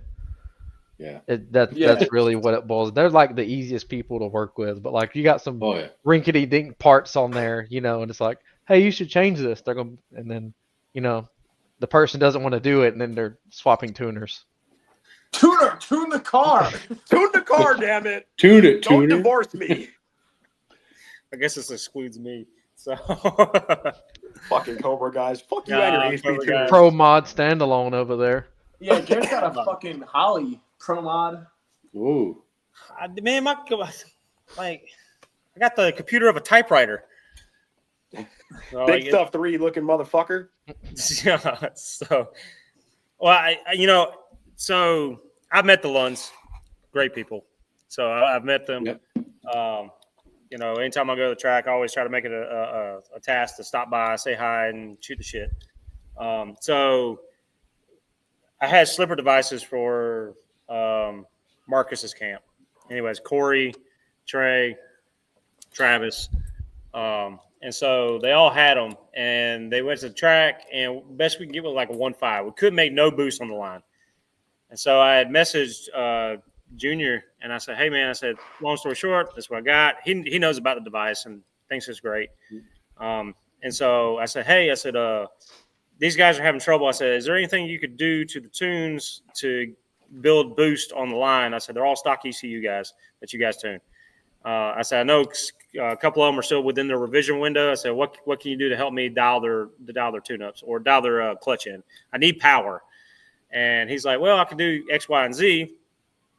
And so he's like, just let me know their names. So I shot the names over to him. They went over the. I relayed the message back to the guys. I said, hey, send an email back to Lund. Go get these tunes. And then they sent the tunes. Instant, so where they were leaving off of like 2 and 3 pounds, now they were leaving off of like 8. And I was like, it's like a miracle. They went over there. They said, hey, I need this. I was referred to get with you about this particular car. They already knew. They sent the tunes over, and then that was it. And then other people that bought devices from me, they started having the same problem. So what I do is go back to Lund, tell them what you need, and Lund accommodated and sent it back to me. And these guys were just knocking down 60 foots left and right. These guys were starting off in the 1.5s, and now we're in the 1.2s. We're getting after it. So I can say that from a guy that's not tuned by Lund and doesn't have a car that's going to be that is tuned by Lund, because it's a Holly Cobra, so they don't deal with them. I could say that the service between the guys that I know have been phenomenal as far as like meeting the needs of what they had. So I know everybody's like, oh, they're not going to tune, they're not going to tune XYZ because I have these things. Well, that keeps your car alive. I said, but if they know that your combo is legit and that you got good parts and a good program going, all right, they're willing to work with you on that kind of stuff. So I mean, I've had great luck, dealing with guys that have tunes by Lund and they made it so much easier to dial these clutches in. I said, I need these guys to make power. What they do? Give them power. They accommodated it. So it worked out great. And if you're in a boat like me, where you have one of those setups that are not the best, most ideal, or you just, for whatever reason, don't want to get tuned by Lund, the only other tuner that I will recommend is going to be Manny Alvarez at HPP Racing. Just want to give him a big shout out one more time, because he's been an absolute badass to work with, on point, dyno session, sitting with me fucking up my boost controller, not knowing what I'm doing for 6 hours straight, and was patient and on the phone with me, doing what we got to do, dialing the car in. Again, new to the turbo stuff, don't understand any of the logistics about it, but walk me through it, and we got this thing going. So if you're in a position like me where you have a janky ass Hellion single kit, or something like that, just your Vato Zone special built turbo car, or you do have good parts. I'm not saying that he's going to tune junk. He's not going to tune junk either, but even if you do have a good vetted setup and for whatever reason Lund isn't your cup of tea, I could highly vouch for HPP Racing down in Garland, Texas. And those are the only 2 tuners for Coyote stuff that I would say you go to. And HPP also does, I know there's some of you weird motherfuckers with Cobras and weird shit like that. He does do 2-valve, 4 valves, LSs, you name it. So just shouting out my boy. So he tunes cars that are faster than you? Well, once I get a Holly, I'd probably be faster. Well, we know Jay's fast because he's got a bubble hood and a drag wing. And a chute. Fuck. Yep. And for an 11-second car, it's crazy. Pro mod hood. Fucking guy. Well, let's see what we can do now. So, I need to get the car on a sticky surface, because I built the car and it looks fast, but now it's like, well, racing a no prep and we're going fucking high 6s or low 7s. Like, it doesn't sound right. So it's like, I got to get the car on a sticky surface and get into the 5s and be like, there, shut the fuck up. See? Ryan. Here's a question for you, Jay. Don't go there. What are your thoughts on Rob Shoemaker? I keep hearing about him all over different chats. Well, he's fat, he's lazy, he's stupid, he's a cokehead, and he's an alcoholic. I also am an alcoholic, but I'm an alcoholic within limits.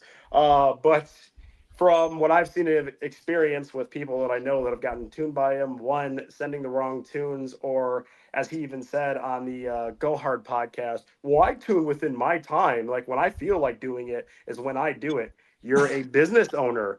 People are paying you. You at least have to give them the fucking time of day when they're paying you and you want to own a successful business. Otherwise, get the fuck out of being in a business and do something else. Go fucking sell blow with your fucking buddy at On3. Yeah, so me and Ryan, we used to work together, actually, just text me, bro, and like, you know, I'll give you all the info and stuff you need. Right. You're still on factory ECM, right, Marcus? Yeah. Yeah. So and you're still talking about tuned by line, obviously. Yep. Yeah. He's lying. To my knowledge, I don't Yeah. think anyone's gone faster than I have with a stick and a stock computer. No, well, 7-second stock ECM, Coyote, 7 seconds.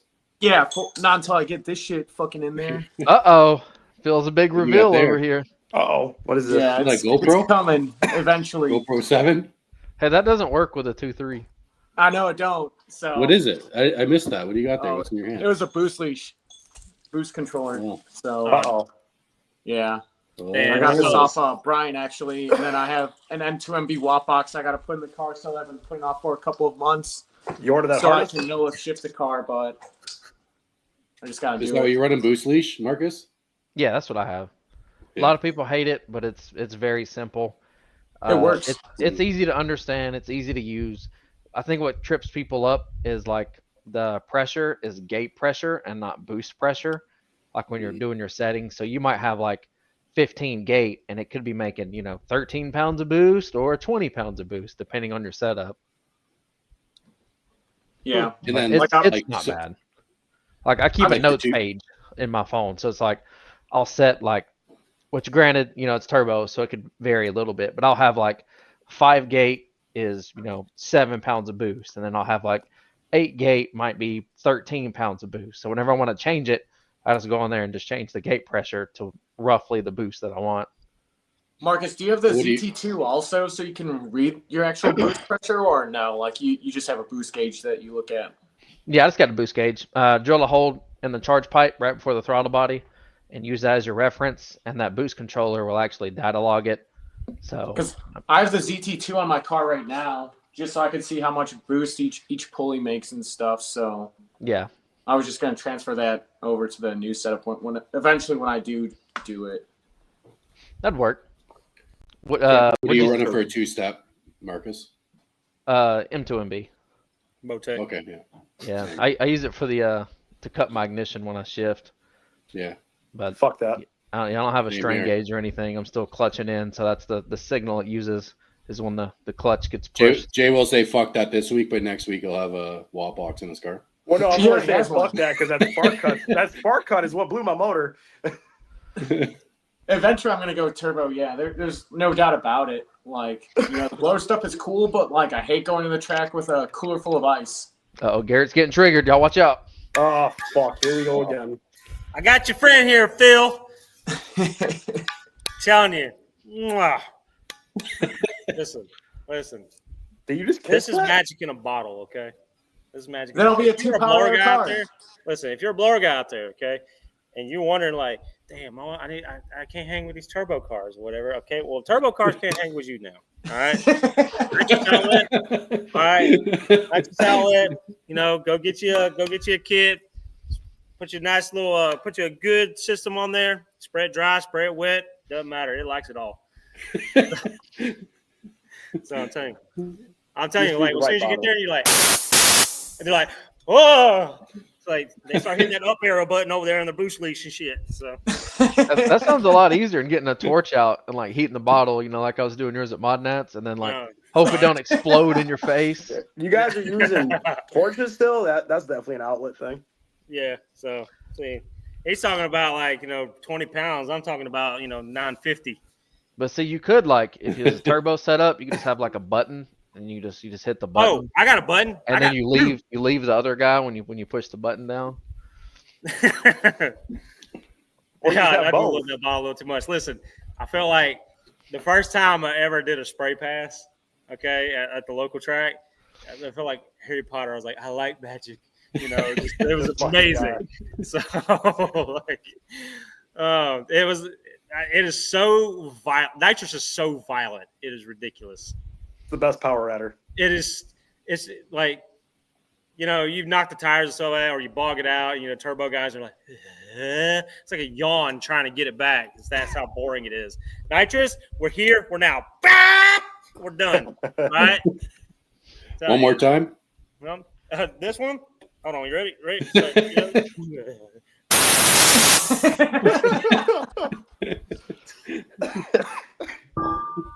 Nitrous is the best power adder. I don't care what anybody says. Fight me on that. It is America's power adder. Dude, Goddamn I'm it. telling you, it's amazing. It is amazing stuff.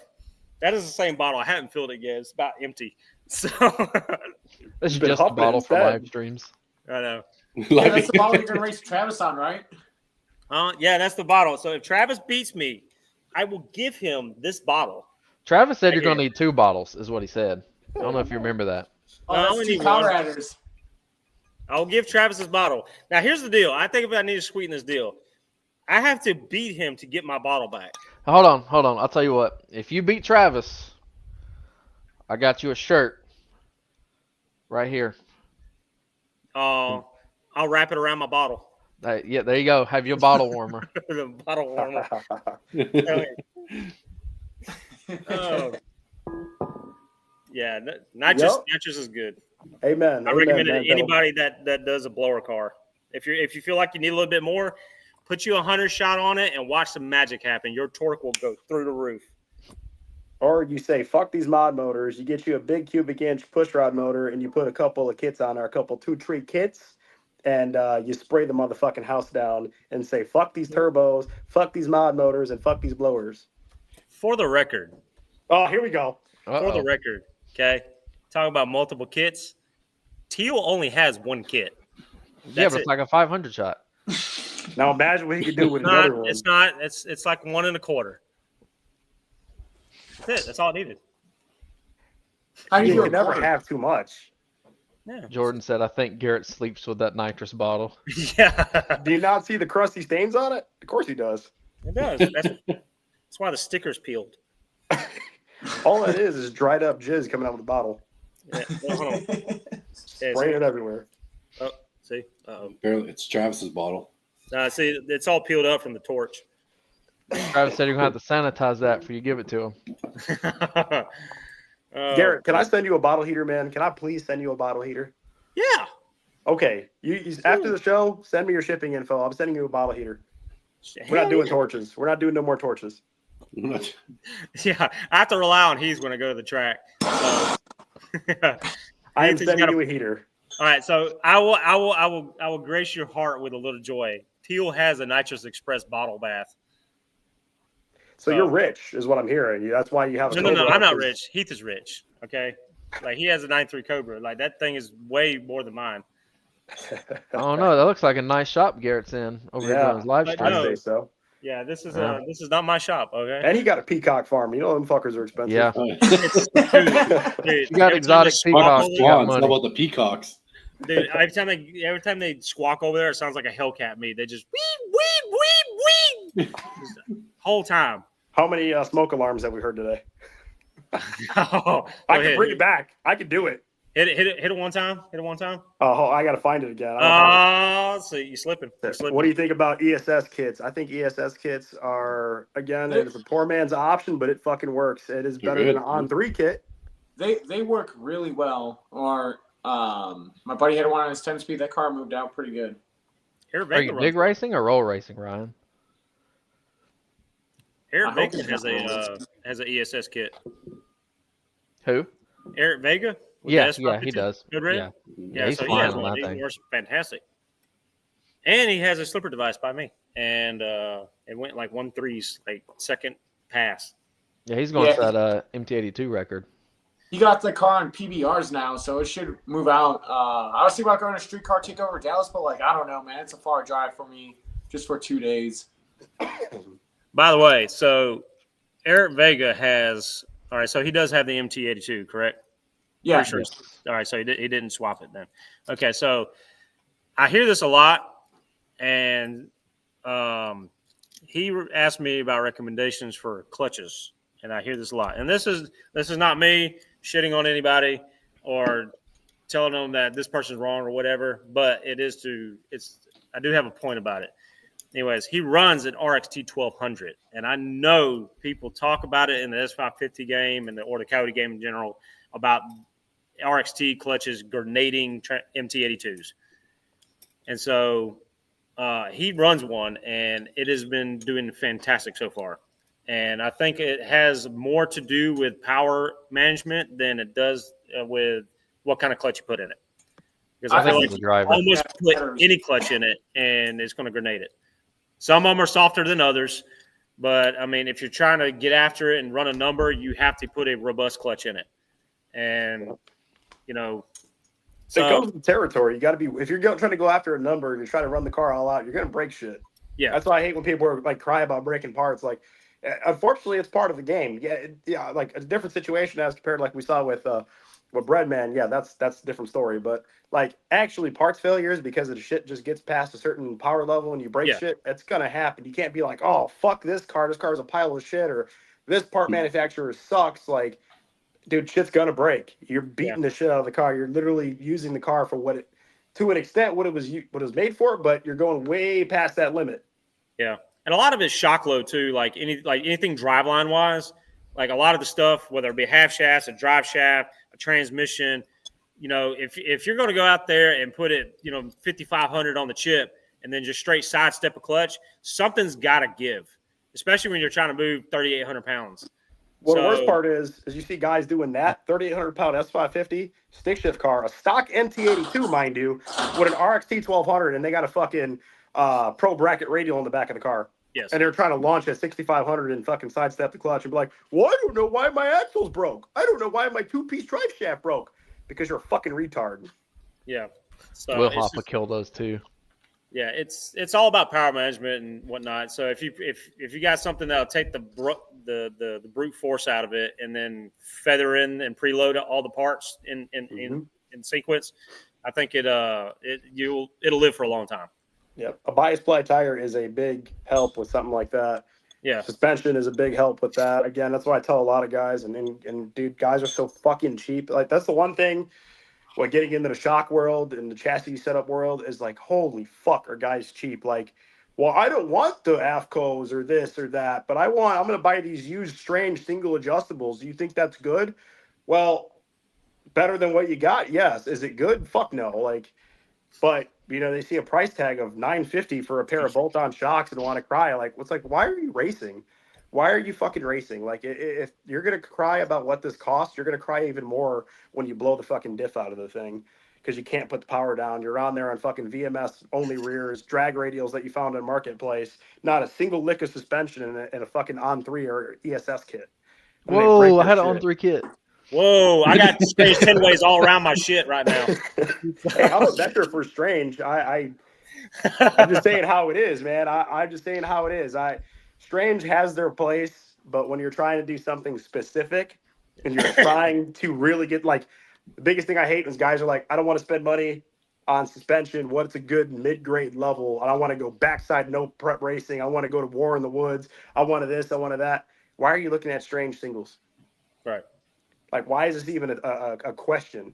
You know what I mean? Or like, oh, can I get some 90-10s? Can I do 90-10s up front and like a Strange double out back then? Like, fuck no. I think the biggest thing is just knowing knowing how to tune the shit, because like I've said in the past, I've seen guys with 90-10s get down. Yeah, and it's true. If you got the suspension set up right and you know what you're doing, I think you can really get anything to work. But that's half the problem. If you go buy a $10,000 shock, that's not going to guarantee that you're going to get down the track with it. It is a whole package deal is the biggest thing that I've learned. But that's also the biggest thing too, is I see guys are like, I get this all the time too. And guys call me like, hey man, I want my car to leave like yours. What's your suspension setup? Quote me out. And I quote them out and they're like, man, I don't know if I want to do that. Can I just get like these J&M fucking box lower control arms of American Muscle for $90? It's like, well, you're not going to leave like me. Your car's not going to do what I do. Like, but guys are cheap. And then again, they want to find the shortcuts around everything, but then want the car to run like a motherfucker. And it's like, dude, you're being counterproductive. The whole thing, like Adam told you when you're at the shop, it's a whole package deal.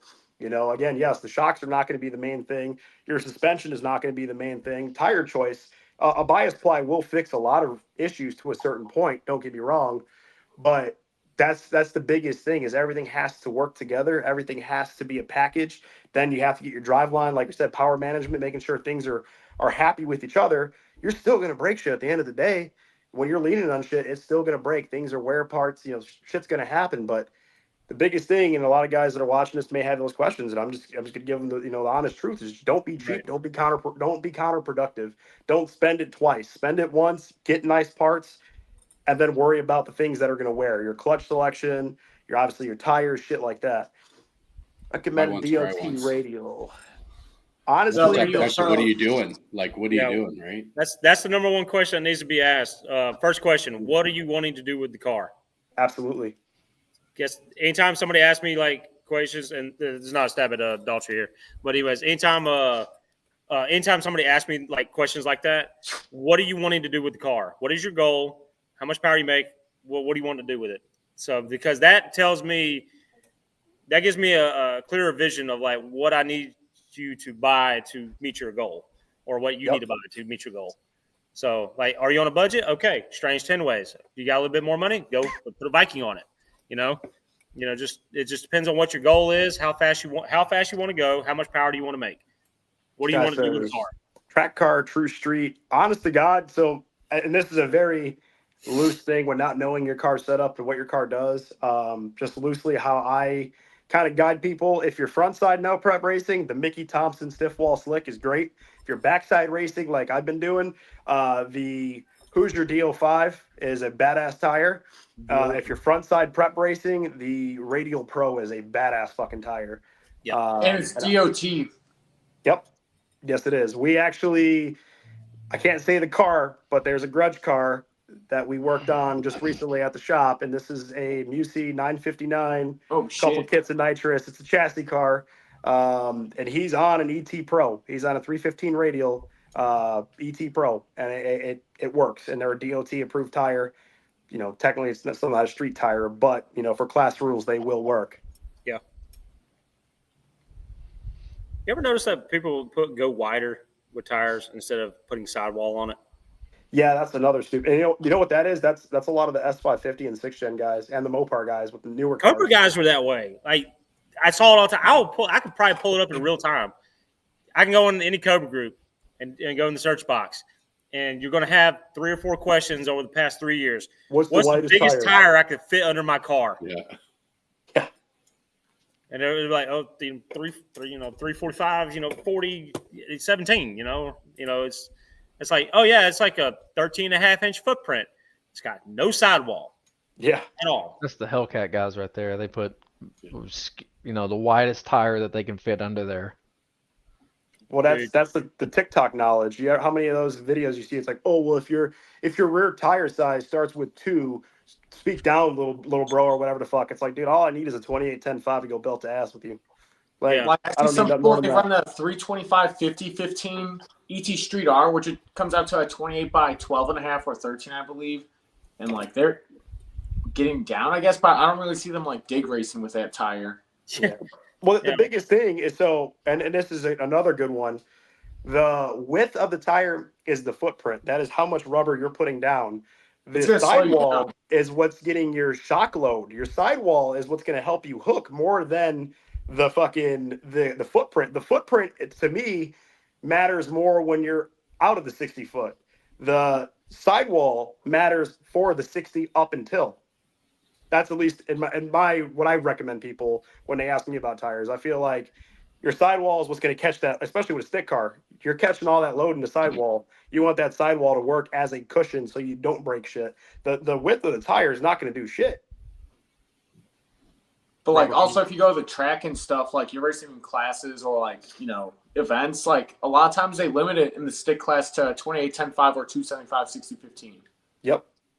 Yeah, 28-10-5 or 275/60 is pretty much universal small tire. Anything after that is kind of frowned upon. I think I know somebody's going to 29.5 somewhere. Isn't like that out on the West Coast? That's like, Southwest shit. Texas, they love their 29s. Oklahoma loves their 29s. That's all that area. But, only steers and queers come from Texas. So I know somebody's going to like watch this video and say, not true. And they're going to say, what about the donk guys? What about them guys that donk race? So they got a lot of run out. Roll out that thing has? Yeah. A lot of rollout, and those things are set up like radial cars that get that tire to stick to the track. And those guys, from what I've seen, and again, we work with a lot of big rim guys in my job, those motherfuckers are putting like Pro Mod valve fucking Penske's with like remote canisters, air adjusters, all that shit. They are spending $9,000 on a pair of Penske shocks to get that big rim car down and to run an 8-second pass on 26s. Yeah. They don't have strange 10 ways on that motherfucker, and they don't have cheap ass fucking QA1 bolt on lower control arms. I've seen dunk guys with fucking Marilat rear end housings, like 4 linked up, all this crazy shit, and they work. You would look under these cars, they have more work than some of the street car guys you see out here doing small tire racing. It's crazy what goes into the big wheel cars. Yeah. So they do it over here in Georgia. I've never been to one of them. Now, I go to a local place here. It's a hole in the ground. It's literally called the Hole. Hood as hell. Barber County. Yeah, Barber County Dragway. I've heard of It's it. a hole in the ground. Straight hole in the ground. I'm talking about they took a cow pasture, dug a trench. They threw some asphalt that was recycled by the city, and that's what we got for our track. Yep, Malcolm Story was just talking about that on Jay Malcolm's interview. That track is wild. Like, I've been there once with Garrett. That was like one of the first times I think I met him at the track with my buddy Scott's car, and like we were just getting down. Yeah, bro. I'm talking about you'll have 200 brothers on the line, and 8 of them got hands on your car trying to help you in the burnout box. It is wild down there. So it's almost like it's like a Wish.com yellow belly. Damn. I mean, it's bad. All right, Phil, from your experience, the hole or backside of 41, which one was a little more man, I'm trying to figure out a word to use. It's not going to sound fucked Sketchy. up. Yeah, Well, let's go with that. like you talking about like Grudge and like stuff like that. Like, no, the hole when we went in, I didn't. It was like a testing 2 nights, so it wasn't like a big event. But like, US 41, that's a different crowd, man. That shit is weird. That is Shooting very guns in weird. the fucking woods, driving around on couches, BMWs doing burnouts and almost crashing into the wall 6-7 times, and then the driver almost getting yanked out of his car to get the shit pushed in. But that was different. Yeah, that 41 can be a little yellow belly-ish too at times. It can be very professional when ran on the front side on a testing tune day and bracket day. You got all the 60-year-old men out there with their big tire 11-second car, but then you go to the brawl, it turns into the gut. Which Marcus lives up that way. So it's a quarter-mile track, but Steele, Alabama. Anyways, it gets pretty wild up there when they have Grudge nights. That track is nice though. It's a nice track. It's like The track is nice. The crowd depends on the event. okay, it's like if you took Rick Ross's show and put it into an HOA, that's what it looks like. Well, again, a couple cars that I just worked on were out there at the last Grudge event in Steel. Actually, 3-lug that he won a pretty big Grudge race. That guy usually comes into the shop and we deal with him. He's a pretty cool fucking guy. So yeah, you'll see a lot of Chicago locals up there or down there. Steel's been like a double-edged sword for me because it's like it's such a good track. It's like 15 minutes away from me. It's like literally like one exit down, and like I go there and I get dialed in, and then I go to like some podunk track somewhere, and it's like okay, now I got to refigure everything out. So what you're saying is Steele is very well prepped. It is, yeah. Oh, yeah. I do like Steel. That's a track where you go to break records. Yep. Like you can go on a Thursday night and you can see the moon reflection in the track. Let's see, Gabe, let's talk about this one. So he says, what do we think about the War in the Woods class? I think it's awesome that they've finally added 6 shifts. Read Steve's comment. Yeah, look at Steve's comment. Don't wish that evil on me, man. Fuck. I think it's badass that Jeff's added that class to War in the Woods, and I'm hoping there's going to be a big turnout. Unfortunately, I can't make it to this one. Hopefully, I can make it in September, but The biggest thing I'm going to tell a lot of people is when I talked to Jeff Thomas at PRI, the biggest thing he said is that we need to put up a car count because if nobody shows up, it ain't happening again.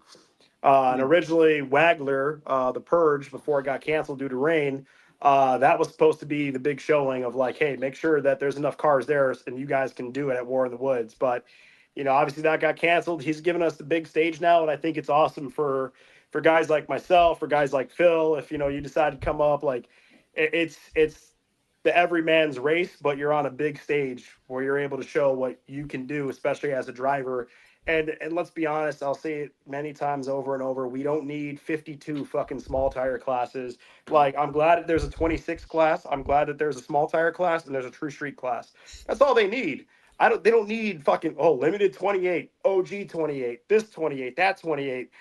Nobody needs that. There needs, those 3 classes, badass. I think that's cool, but it's cool to see something new. I will say, although I'm not a fan of the bike shit, I kind of do feel a little bad for them guys because they did show up with a lot of bikes for the last War in the Woods when they had that bike class. And it kind of sucks that they added that Nitrous class in favor of doing a bike class as well. I think those guys work equally as hard as stick shift guys do. And, they're also, yes, they have air shift guys, whatever, blah, blah, blah. But, they also work equally as hard. And to ride a bike down that surface, man, you are a fucking nutcase. So, I don't know. I have mixed feelings on the Nitrous class they have, but I think so far adding a stick class, I think we're going to put on a good show. And there's a lot of stick guys from around the country that are planning to go out there, and it's going to be a good time. I hope a lot show up. I seen Tony's going. I seen the meat wagon hasn't been out in a while. I hope he shows up. That'd be fucking cool. He's apparently showing up. I think if Michael McCoy, like the real McCoy, if he shows up, he'll be one to watch. him and Tony. And Tony, obviously, I think Tony, as long as he gets that training issue figured out with that third gear. Yeah. That was funny what Frank saying about, so we had talked about me and him calling each other out. We were talking some shit on Facebook. But I was like, man, if for whatever reason Frank doesn't make it, I'm like, I would love to get put out first round by Tony, just because that's like a bucket list race for me to race Tony. But I think it's gonna be really cool. There's gonna be a lot of fucking badass cars there. Hopefully, I think he's the only stick shift car that has any data from there too, because he's ran that car there. Yeah, he's gonna be dangerous there. Him and McCoy. Yeah. If McCoy shows up, those two would probably. I would favor them to win the event. Yeah, he only drew 1-2s at Yellow Belly with White Cracker. Yeah. So that car is dialing.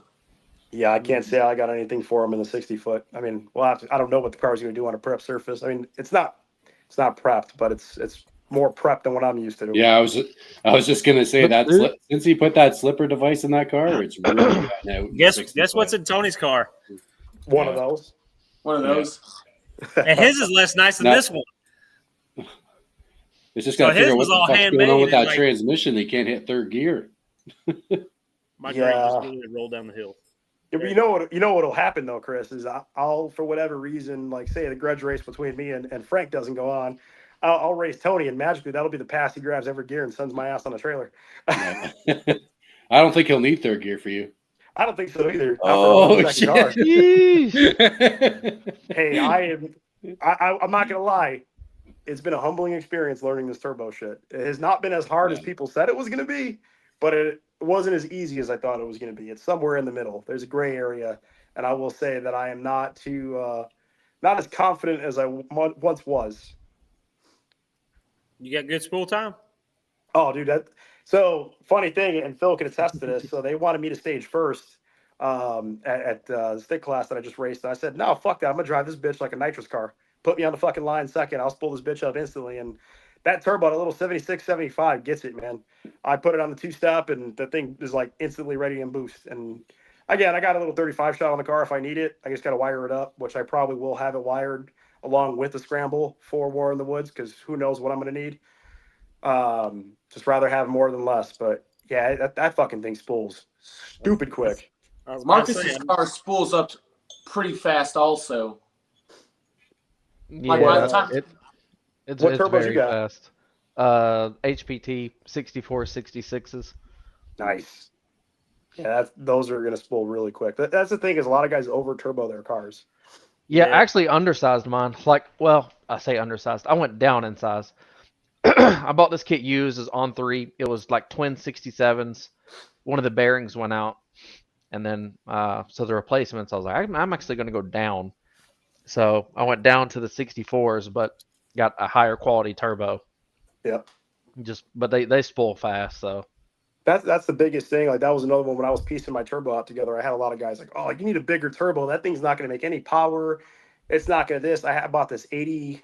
It was an 80 117 VS Racing turbo, and I put that thing on my car. One, it was a bitch to fit anywhere, And that fucking spool time on that thing, it was like the USPS fucking delivery mail. I was like, this is stupid. Makes no sense. Like that, I would have needed nitrous to get that thing like lit and ready to go. You're 76. What's the AR on it?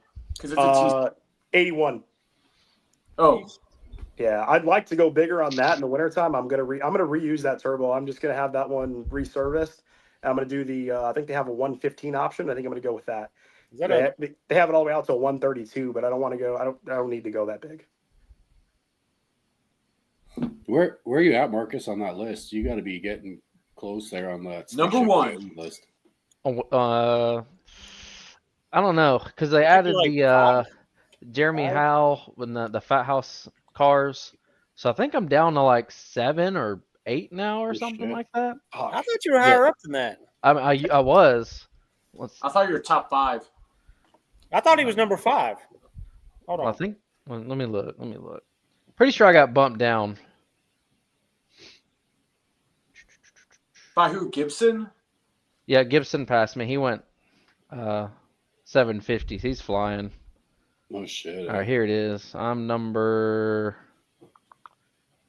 Number Oh, 5? it's not updated. Hold You're at on. number 5, I think. Well, that's When November was that 9th, posted? 2024. Who's went faster since then? Here we go. April 7th.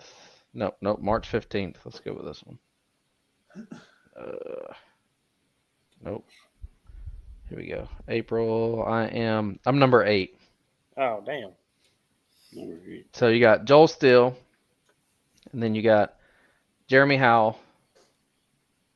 That's the Flat Fox. And you have Robert Miller in the S550. Jeremy Howe again, Gem Maker. Then you got Gibson, John Miller, which he just got his car back. Nathan Rotenberry, and then me. damn. Shit. Strong field there. That's a tough Yeah. list. Yeah. How far do you plan on going with that car, Marcus? Like, do you I don't have, know. like, end goal, Originally it was like 8s, and then it went to 850s, and then it's like, well, let's just see what happens, and then we went 7s, and so here we are. You want me to make a prediction? It's happened quick. Oh, fuck. 770s.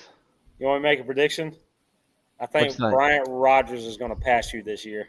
Oh yeah, 100%. We should, So but I've been watching that car. That thing's something fierce. yeah. He just needs one good pass.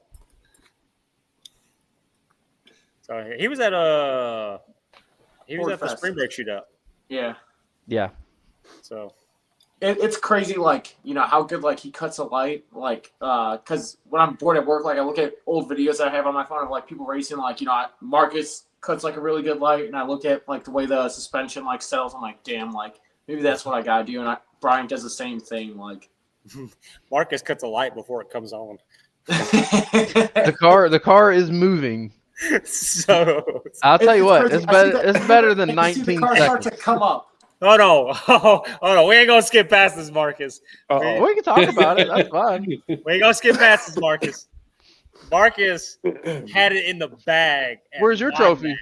$50. What He color had is it your in the Bugatti? bag. 853, 856. Had it in the bag. The last person he had to go against was Josh. Josh Flint. Yeah. Josh Flint. Anyways, Josh was fast, but he's not. I don't think he was Marcus fast. Marcus gets down to the final round and red lights like a dumbass. So like I did. That was my all I first did was red throw light. my arms and like, bro, like you had it in the bag. All you had to do was cut a decent light. If you were there, though, in the pits when they went to go take pictures of the car, you would have guessed he won, though, with the Prosecco and everything. Like, he was like that dude in the meme, like, giving the finger off with, like, the champagne and everything. Oh, we Yeah. still celebrated. How much did you go negative on that? I think it was like almost 0.2. It was like 0.1 something. Like 1.9, I want to say. Dang, It was pretty bad. it was pretty bad. bad. That's rough. Yep. Yeah, down to the he done beat out the whole field and then gets down to the final and then red lights. We'll come back. Phil, you know what you I really, ain't come back from that one. Wait till I put my new intercooler on. Just wait. Just wait. Boy, when my car gets running, That's you. My car is running. All right. So, I raced it last weekend. Actually, we was gonna go to Kansas City this weekend and run that streetcar takeover before bragging rights, but Travis had something I can't speak on right now. But so that kind of went down the drain. Phil's just over there getting all those fucking ideas. Like, all right, I'll let y'all handle it up, and I'm just gonna sneak up. I can see it. He's sitting there like, I got you, motherfuckers. Why is like Garrett taking in notes. Yeah. Hey, I got a big notes tab on my phone. Like I just write shit down. We know what we Hey, got to do. I sent Phil my bar angles and suspension stuff. Yeah. We got to get your car up here and do a chassis setup on it, like Adam did for me. Yeah. Well. Yeah, I gotta bring it up there, but that's a fucking hike for me. And It is. with the trailer. Just keep we'll testing. see. Keep testing and making changes. Make small changes and keep testing. Yeah. So we might be up for that Wisconsin race. That's what I was thinking about doing, the Wisconsin race for sure. But well, hell, come ride with us or something, man. Yeah. What day is that? It's in August. It's it's like August 7th to 8th, I think. That's a good race, though. By the way, that's a really what good track race. is that? Union Great Grove, Lakes. Great Lakes Dragway. Hey, Chris, you know what I'm thinking? We should get some shirts and some decals made for the group here for the guys that are going to be at Wisconsin. I'll put up some dough. Yeah. Just for the select few that are going to be at that race. Like, hey, I want to get some Stick Talk stickers and shit made. Yeah. I got a guy. I want to bring my brother's car. Yeah, because I messaged someone and he never responded. I'd like to get something made up that kind of, because when people hear Stick Talk, they might think it's like fucking hockey or some shit, right? So I'll have it done this week. Relative to like stick shift, right? But I think it'd be badass to have some Stick Talk shit going down. I will have it done this week. You say less. I need to send you a couple t-shirt ideas if you're going to make t-shirts. So I've sent feelers out there on Instagram and stuff. I have one that's got like clutch disc and it's got the inner guts of a T56 and it's got the man class at the bottom of it. Man class, yeah. And then the other one says every day is leg day and it's got 3 pedals. So it's pretty dope. That's good too. Yeah, that's Stick Talk on the front and every day's leg day on the back. Yeah, that'd be good. Now I've got some shit going. Actually, well, I got Marcus on here. That's one thing I wanted to ask you too. What, like, you've got a T56, right? A Calumet built T56. Mm-hmm. Yeah. Yep. So what's the specs on that? Like, is it faceplated and all that? Yeah, it's faceplated. Yeah. If I could go back, I might look into the G101 stuff a little more. But the T56, I already had it. I've had the same T56 in like 3 different cars. So it's just, I had it. So it's like, well, I guess I'll just build it. Yeah. Versus if I was just coming off with holding up pretty good. Do what?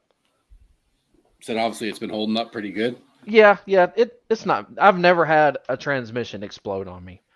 I've had MT82s at like 900 to 1,000. Had it in a 2.3 car. This went 9s, 2650 car, 9s, twin turbo S197, 9s, and then my next one, that's when I got like the T56. But I've never broken an MT82. That's why I don't get why people dog them things. And well, like that's I say I in my opinion they're a great transmission. Fuck, I've got mine into the 9 seconds, and like that's the only thing that's stock. Like everything else has been fucked. I've gone through drive shafts, rear ends, twisted axle tubes, bent wheel studs, like everything but the transmission, and it's still a stock MT82. Like yes, that's why I think it's the drivers breaking them too, because I've ran McLeods, I've ran Exities, I've ran spec Super Twins, never had an issue out of an MT82. Yeah, like when I took my car apart, the MT82 was still in perfect running condition, and I beat the fuck out of the car with it, with both the setup and the Gen 2R. That's 4 of us that can attest and say the MT82 is not bad. Y'all people just suck at driving. Well, that's Corey's cars too. I mean, he had a S550, and it was a 2.3 Roush blower, which we put like a 20%, like a 69 on it or something like that. So it was making a lot of boost. It was a non-second car, and it's heavy. stock MT82, never had a problem. Well, I think the record's like a 920 something, isn't it? Like the stock MT82. I think the record is 30s? 923 or 930. I want to shoot for that, but I also don't know how my pockets feel about me thinking that. So Well, Trey's close to that. I don't remember. Yeah, because he was chasing that because he was on one of your videos. Was, 880 though. That was John Miller though. Fuck. I think that was a built one though. Yeah, that was the Calimer Stage 3, all that stuff. So. I broke in 3. Yeah, so with T56s. Trey's car, like what's going on with Trey's car? Is he putting a Magnum in it? No, he's got the Ben Calimer Stage 3 right now, but it's going through some stuff. We're doing well. I don't know if he wants me to talk about it, but yeah, I'll let him announce that. I don't know if I'm supposed to announce it. TKM motor. I'm just going. TK. So what's the deal with like the TKM and Texas Speed stuff that I've been seeing recently? TexasSpeedIsWish.com.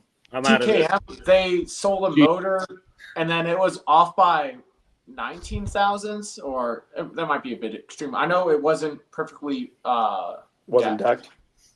I think it might have been either 004 or 0. I don't know. It was off. I know that. But they swore up and down that it wasn't the motor. And then when the person sent it to a second machine shop to get it looked over, they're like, yeah, it's not decked properly. And it warped or whatnot. And then with Texas Speed, they showcased their craftsmanship, if you want to call it that, of them putting the sleeves in the Coyote. Uh-huh. And they're beating the fuck out of it with a ball peen hammer and everything.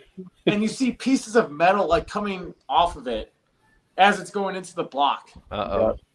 All right, I'm about to blow y'all's minds. Uh-oh. I have a Texas Speed bottom end in mine. Oh, shit. No problems. Been beating the snot out of it. It's got Gen 2 F-150 heads, bone stock, straight off a truck. Got them from Trey, had them laying in his garage floor. Gen 1 Mustang cams, pack springs, all stock timing stuff. 7s. Oh, shit. It's giving me hope. I'm not using Texas Speed bottom end, but it's giving me What hope. springs you run? Well, Yeah. Every time I hear Texas Speed Coyote, I just think of that fat motherfucker. So, he's getting interviewed. I had this before all of that. Just throwing that out there. But that's the thing too, is like we have a dealer account, so they got 4 cams in them. It was very cheap for me to get. It's got a water pump. It's got water. It's got cams and valves, springs and heads. Well, I sound like Garrett now. Hey, I resent that. Go ahead and move down to Dothan. You'll fit right in. Hey, hell, I thought Phil was from Florida the whole time. Look. It's some of that right there. I got a Cobra, boy. That's all right. You got to put the gas that goes down the tube into the cylinder. So stock F-150 heads. Yep. Fucking A. Truck Springs. heads. Yeah. Oh, yeah, we're supposed to Pack drink every springs, time it says A. Stock cam caps. Oh. I put some bottom end, some head studs, cam cap bolts, and got the Gap Garrett recipe right there. You got the what? The Gap Garrett recipe right there. Fuck. Hold on, let's see. Who built mine? Ford. That's it. Oh. One of them dang old Ford motors. First on race day, baby. Stock motor gang. Doc. Yeah. Dude, like I got this sleeve motor and stuff in the car, and it's like, man, like the blower is definitely like what's holding me back right now, but like I can't even get it to work. I don't know, man. Like that car fucking back half's hard, man. That thing rides out back. I know, like I'm probably gonna put the 69 millimeter pulley on it soon. Ayo. You have an overdrive on that car, Phil? What do you mean? Oh yeah, 20%. Okay. Yeah, I can't even run pump gas on the car no more. Right. Oh, here we go. Here we go again. Yeah, Can you put a 63 on it? Yeah, I could. So you need a 63 and like a Innovators West. Oh, like a 30%, like something even bigger. Massive. Yeah, just massive dinner plate. Or, IETs are going to be through the roof. or you could just spray it like it is. See? Just spray it. Spray I'm it. telling you. I got like so many fucking pulleys in my fucking garage. Spray probably would be a better option though. I'm telling you, like it is just magic. I don't understand it. It's like you can spray 100 shot on it. It's going to be more than 100 shot. As soon as you put it through force induction, it is more than what is advertised. That's the truth. Yeah. Will You know what? Marcus I got a win kit bragging you can rights. run. I will borrow you a kit. Phil, if you're serious about it, I have solenoids and stuff I can get you about 70% of a kit going, okay, that I have left over from Nitrous Outlet. And so I'll give you that. I'll send you the NX kit, and I already have the plate that'll work for you for the Supercharger. He's trying to sell you a kit. Yeah, I'm trying to give I said you he a can kit. use it. He can use it. I don't need it. He can have it, use it, do what he wants to do Well, with it. I thought with like the blower, it's better to have like the the nozzles like in the manifold, like how Garrett has it. Safer that way. Yeah. Depends how much of a shot you're using, to be honest. Yeah. Now I will say, so when I first sprayed my car, I went through the blower. So I tapped the elbow, did a wet fuel, came and talk, did a wet kit, and I just tapped the rail and then sent it out that way. And you could just tune it that way. You don't have to do anything extra with the ECU or whatever. We tuned it by a jet on a wet kit. So easiest thing ever. Just got to get a hop switch and all that kind of stuff to turn everything on, or a micro switch. It went nines doing it that way. Unported blower. We sprayed like 140 through it. So if you want to get over 150, I recommend you go through a more of a direct system, a fogger system. Mine's got spray bars in the lower intake. It sits right above the intake runner. So I think it's safer that way. We spray it dry. That way the injector gets the right amount of fuel and the right amount of nitrous in each cylinder instead of having distribution issues. Yep. And I can attest to that. I use, how everybody says, coyotes don't like nitrous. They're going to blow up over anything over 100 shot. Well, my direct port plates kept my shit alive. Air is air. Air is air. So, but yeah. And a lot, it's just, and the reason guys blow up their stuff so much is that, frankly, they just don't know how to tune it, or they're not safe with it. So or they're using fucking pump 87. Yeah, they'll put bad fuel in it. They won't tune it.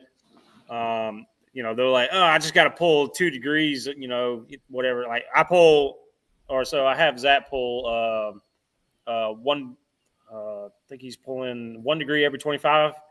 So 1 degree every 25 shot. And so that's the safe. If we want to lean on it, then we start chopping a degree off here and there, whenever it comes in. So if we start wanting to get after it, but my fuel has to be on par. I have to have great cooling. All the timing has to be correct.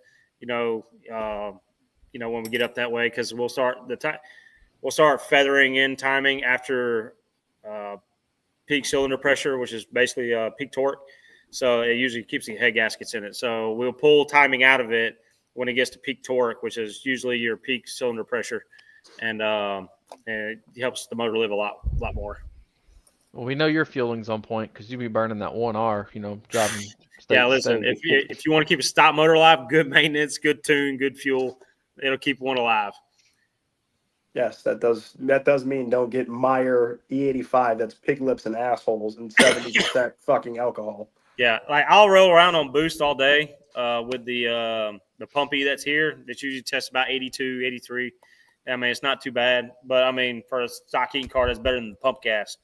So I'll go out there and I'll romp on it with, stock heating, but you probably is safe enough for 100 shot. But if I'm spraying 2 kits, absolutely, I will drain that tank. I will run it for a little bit, and I'll end up putting 1R in it. And then you flash the drain tune, right, to get you have to flash the tune to get the pump to. Oh no, I jump it. I just jump it with a wire on the relay. That's it. That's crazy. That's crazy. I can't believe you're not using a drain tune. How could you? Oh no. Chris, you use a drain tune, right? Drain tune. What's a drain tune? Well, you got You got dumb motherfuckers that think that you need a tune to have the fuel pumps sit there and fucking drain the fuel for them. Yeah, no, I jumped the fuse also. Yeah. I got a drill bit. Just fucking puncture the fuel tank. Fuck it. Yeah, Drill right into the drill tank. bit and some RTV. Burn the shop down. So That's what someone said to me the other day. Actually, they said you don't have a drain in your fuel tank, and it was a Corvette guy. So that explains I guess everything. they've got I'm like no. nuts. Corvettes guys don't race. Why don't we even talk about them? Yeah, that's the truth.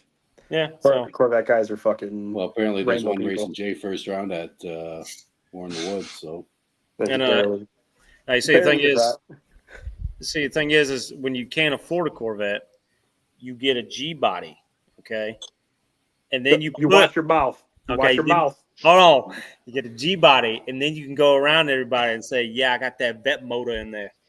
All right, that's how that works. Fair enough. I'll give you that one. Yeah, Okay. it is fair. So I hear it a lot at work. yeah, I got the LS2, which is 6-liter. They come into the job. Say, man, I need to put a vet motor in my Caprice. What? Yeah, Yeah, I need one of them vet motors. A Pro Charger.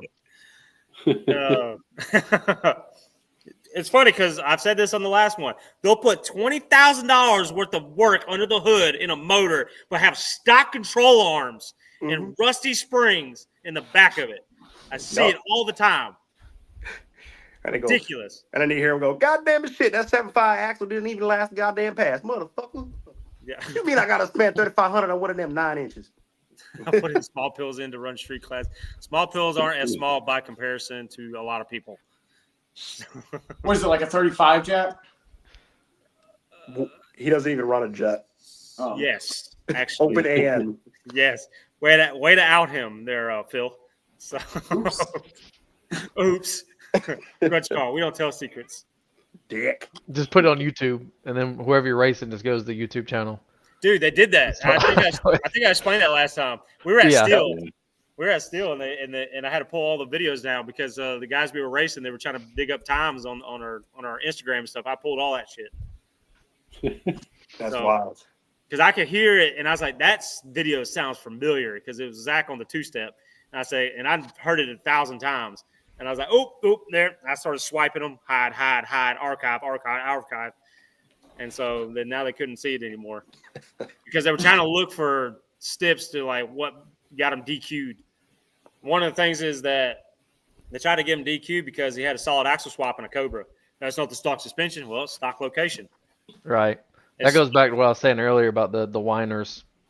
Yeah. Like if somebody's faster than you, it's like, oh, I got to change the rules or try to get them out of the class or something. I feel like I wrote down something in between last show and this show that we were supposed to talk about. Oh fuck. Was it prep? Like, Oh yeah, that'd be prep will be it. Yeah. Oh, you talking about my Facebook post? Yeah. God almighty. All right. Was that at Cottonwood? Huh? That was at Cottonwood you were talking about, right? Yeah, it wasn't even there. No, we expected it there. I wasn't even talking about it then. But what I'm saying is, if you are a host of a race event, okay, let's specify that it is a no prep event. It is in your best interest to assume that radial cars will be there with slick cars. I know there's a weird happy medium between the prep on both of those, but if you're going to go out there and you accept a $300 tech card and you drag the track and do not spray a lick of prep on that thing, you are straight up stealing and scamming people and of their money, okay? It is ridiculous because you're giving the advantage to all the slick guys out there that run a DO6, Hoosier, whatever, okay? And you got radio guys over here struggling for their life, having to pull the power out because they got to feather it in, but they don't have enough to run down the slick guy who had his shit on kill from the beginning. So it is BS if you don't go out there and you accept all these high-dollar tech cards and you don't lay down the prep for the guys. It ruins the experience. Nobody wants to come back to your event at all. NMRA was like that. They're gone now. I don't care at this point. Them guys need to stay gone. I got a good story for you, Garrett. One that's it'll probably trigger some more of that prep. So they it was a few years ago. This is back when I was just got my car, did the NA stuff. I went to one of these Grudge events at 41, and it's a different track manager at the time, but it's an event that Big Sham puts on every year. And I'm grudge racing this other NA Coyote car, both S197 stick cars. But we're in the lanes and a dude breaks in the right lane, right? So they get the car off the track, whatever. They spray the whole fucking lane down and drag that lane only. Didn't even touch my lane at all. Oh no. And then we fucking get the pro tree. We leave. My car knocks the fucking tire off. His shit goes A to B. We went to Gainesville for Streetcar Takeover. I wasn't racing, but Marcus was. And so Marcus was in the stick class, and Marcus knows. I went out there, and I talked to the guy who I guess he was the race director, whatever. You know, he's the guy that gets you all together and do chip draws and things. And I looked at him. I was like, "Hey," I said, "Y'all gonna prep this track any?" Because I already went out there and walked, and like I couldn't shoot a stick for anything. And then and he's like, "Nah," he said, "We're trying to get through this class. We weren't planning on doing it." I was like, "Well, I'm gonna go ahead and tell you that all them stick guys over there are on radials. Most of them make 4 digits worth of horsepower, and stick cars always are the most taxing when it comes to prep." I say, "It's going to be a spin fest there." And he's like, "I'll see what I can do about it." I was like, "Okay," because I say, "You're about to screw up a lot of guys right now by not prepping the track." And so he went over there, got on the radio, and they said, "Yeah, we'll take 5 minutes to spray the track." They sprayed the track that time for the E1, and then the next few times never did it. So anybody that went after E1, it was a struggle trying to get him to hook up. Had to keep pulling power of the car, and had to roll it in the back end. I think you messed Steve up whenever they prepped the track. Oh, Steve? No, because Steve said he had I believe he said he had the low tune up in it because he wasn't sure if the prep was going to be good. He's like, "Do I need to turn it up?" I was like, he said, "I can turn it up real quick." I was like, "Yeah, go ahead and turn it up." And so, and Steve had to go against Marcus, and I put him in the best groove. Like, I'm in Steve's lane, so screw Marcus. He's got his own people now. So every time I go to race, Garrett trying to pull for Steve because he was the underdog. And Steve got out, and that was it. And then Marcus just drove around. Well, I don't even think he drove around. I think he just left them. So terrible. Oh, Steve! I had to get Steve back though. Steve beat me in the Charlotte race last year. Yep. Because it's like I was ahead, and like my throw-up bearing came apart. I'm like looking over, and I see him like hawking me down or whatever. I'm like, "No!" And it's like that Fast and Furious meme. When like Jaws boss, like, Monaco. That was Steve when he passed me. The funny part is that Marcus has got twin turbos and Steve's got a Century. he is a YSIB though. Yeah, I think. Yeah, Phil, don't bring facts into this. Okay? No, I don't think he has. What'd you say, Marcus? I said, don't bring facts into this. Let Garrett have his moment. Don't bring this. That car probably makes like upper 20 pounds of boost. Yeah, it's a fast car. It back halves. Yeah. We're close on the mile per hour on the back half there. It's Steve when he fires it up in the pits and everything. Yeah, it's loud. Every So time loud. I race Steve and I try to watch a video of my car, I can't hear it. All I hear is Steve's car, like the whole track. That's all you hear. Don't hear it at the starting line. Don't hear it, from the stands. Any of the videos, all you hear is Steve's car. It's like a 6.0 Power Stroke with a fluttering blow-off valve. So, it's pretty wild. That car is pretty gangster. It's so loose in the front. It's wild watching it go down the track. It does this. Oh, it just it's like a no prep car. Every gear change is like hiked it way up in the air, long travel suspension. That's Phil. Yeah. Big no prep guy. Big no prep guy. No prep one time. I heard Phil's calling a Peter bomb. I feel like all right, so I look at Phil's like Instagram and stuff, and I see he's like beefing with people, okay? Or just like Facebook, but then he'll set up races and things, and I feel like me and Phil need to have like a fake beef in the Pensacola area, and just have people put their money on it or whatever, and just go out there and just hype it up like a fake rap battle. Yeah. Phil goes out there and sets everybody up. He's like, "Oh man, it's just a little Gen 1 car. Yeah. It's slow," and then goes out there and puts a Walmart on somebody. You know what Like a license Porsche plate or is? something. It's FBO S197. So everyone's like, "Oh, what's the new one?" I'm like, "Oh, it's just a bolt-on car, man. It's really a V6 car." Don't you get to race that Legacy 5.0 guy? Yeah. Me and Legacy we're gonna be racing soon. Obviously the weather ain't good in my area for like the next week or so, and I gotta put the radials back on the car and kind of change the suspension around a bit to where I know it's gonna work and do a couple of test Is passes. it an auto car? Huh? Auto car? Yeah. Twin turbo 10-speed car. Oof, you better win. You better win, or otherwise we're kicking you off the podcast. Yeah, because he doesn't like. He makes fun of me. He's like, man, like, because I make fun of him, like, oh, bro, all you do is just floor it, and then he looks at me, and I just leave it in third and just hit it. He's like, bro, you do the same shit I do. I'm like, You're a to a gangster. certain extent, no. We got to make that We got a this. sticker for Phil. Third gear gangster. Yeah, we got it, Phil. If you ain't got enough for the turbos and 10 speeds, we got it. I think I should be pretty competitive with what I had on before with the car. I think it would be really close because, like, I don't want to, like, put it on, like, kill pulley or anything for it. You got to get that thing in the eights. That's what Alex was saying on the live stream yesterday. I know, and I try to tell him, like, the plan is to get radials on the car and, go somewhere preferably sticky, like probably Montgomery. That's the best track I can think of that's close to me. And then just see what it can do. Like, I want it break into the 5s and the 8s and then just hit that 895, 894. It's got the mile an hour.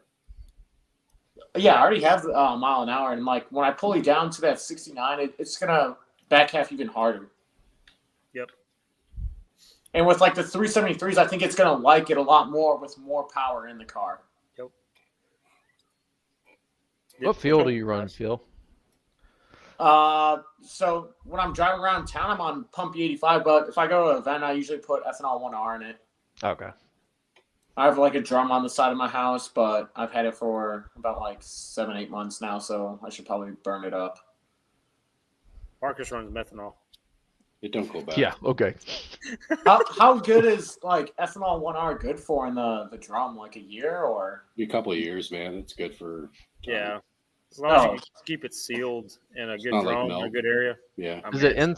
You said it's outside or is it inside? Yeah, it's outside. Yeah, I don't know. As long I'll as it's leave mine sealed, good. inside. Yeah, it should be fine. Yeah. So, Because like I got the 2.6 and the 2.5 pulley to throw on the car, and I was thinking about either going to Montgomery or Steel one day and just seeing what it can do. Like I want to try to do a boost only. If you're going to be on a radial, I'll go ahead and tell you go to Steel. Like we went to actually Montgomery did start doing radial prep.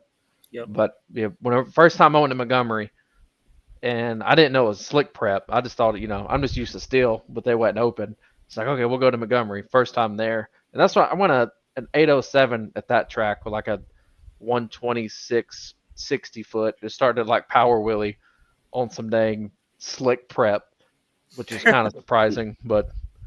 And then after that I just spun. But I was like, why aren't they spraying it? But I didn't realize it was slick prep. So right. I just gotta clean up this front half, man. Like the car doesn't front half right. And like if it can front half good, then I'll maybe consider like, racing in the like a couple of local tracks, like in the daily driver class. But, local racing, it's kind of weird. It's like the same thing like you already touched on where it's like everyone's like, oh, well, you're fast, so I don't want to race you. But yep. And then you show up and it's just like, especially for the stick shift class, that's another, I'll talk about in a second, but like the stick shift class is already, the minority. And then like you start splitting it up. Like, yeah, that's why we like that race I sponsored, like we decided to keep it no prep to keep it fair against me, because like obviously I was the like one of the faster cars there, and to keep it an even playing field, like they wanted to do a no prep, so we went to Leachville, and like that track was bad, and no one thought I was gonna get down. Everyone's like, oh yeah, you're gonna knock the tires or you're gonna go sideways. It's like, okay, keep thinking that. Like, dude, I tested for weeks. Yeah, you were testing like hard every week for weeks leading up to that. Like, If you getting wouldn't out have, to you the would 2 have or been 3 fucked. o'clock in the morning. You like, put the time in. The last night that I tested though, like the police rolled up on me and they told me to fucking cut that shit out, put it on the trailer, and go home. So how much weight do you have to put in the trunk? I put 300 pounds in that motherfucker. I'm not far off. I think I put 200 when I tried the slicks and the no prep for the first time. Yeah, I got to take all the sand out still. It's still in the car. Well, what happened with that? Like, how many rounds did you get through before? Because it got rained out, right? So I had that grudge race with that Honda, and then I made one test and tune pass after that. And then we went into eliminations, and I drew my buddy Cole first round, and then I beat him. And then we were waiting for them to get back to round 2 of stick shift, and then the rain happened. So, we decided to split up the pot. There was only 6 stick shift cars, so I made money, which was nice for the first time. But that's not why I do it. I do it to have fun. Phil's there for checks and trophies. Don't let him lie to you. Yeah, he's big no prep guy now. You got a paycheck. He's locked in. No, it was cash. He got that street rep. I was thinking about just or die here. Phil all comes. over the blower, but I was like, that's too ignorant. I got to chill out, so I just made that real. $150 on the blower. Yeah. Give that to me in 5s. Yeah. That's fucked up. I thought it was definitely funny the reel I made against the Honda, because like that guy was just talking the most. I'm like, bro, you really want to run me? And he had an open diff car also. Like you could tell with the burnout, like it didn't have enough to hang. It's fucked up. It must be a different Garrett. Mine's spelled with 2 T's. 2 T's for twin turbo Garrett. Oh gosh. I remember that. I probably got a video of it actually. No. I got a video of it. I got an in car and I got a out car, but you'll never see it. I think we talked It about would it. never happen. So, Come on, Marcus. Share with the class. sad part is Will paid for me on the buy-in. Oh yeah, Will, yeah. I Will remember. paid for me. I remember y'all like arguing over like doing something to your car. I think it was like a pulley or something. To my car? Yeah, on that no prep race. Because I think Will was gonna drive it. Yeah, it was a belt and idler. Yeah. Yeah, because I needed to get somebody to go to town to go get a belt because I broke it, and then because it broke in the burnout box. Yeah, it broke in the burnout box, and we pulled it back up, and it was a gate screen, like $80 belt, and I was like, what the hell? Went to the O'Reilly's down the road, paid $70 for another gate screen, and then shredded again on the first pass. Like shredded it, like Travis, just in like the video. straight up like fruit roll up the ribs off of it. Fuck. how the fuck you do that? Alternator bracket flexes, and so what it does is it flexes, it hops one rib, and then it just starts unwinding it. So that's why most people or most Cobra owners, they'll delete the AC, they'll put the alternator over there where the AC goes. That way, it's on the short. You get a short belt route for the blower, and you can put it on the accessory drive. No. So That doesn't happen with turbos. Just throwing that out there. Yeah, I guess I've been doing it wrong. Doesn't happen with nitrous guys either. Just saying. mine's nitrous car with a shot of boost. Amen to that. Yeah. That's one thing I could agree with you, Garrett. I could agree there. And you can agree with me on a lot of things. You just have to see the light. Nitrous outlet's the best.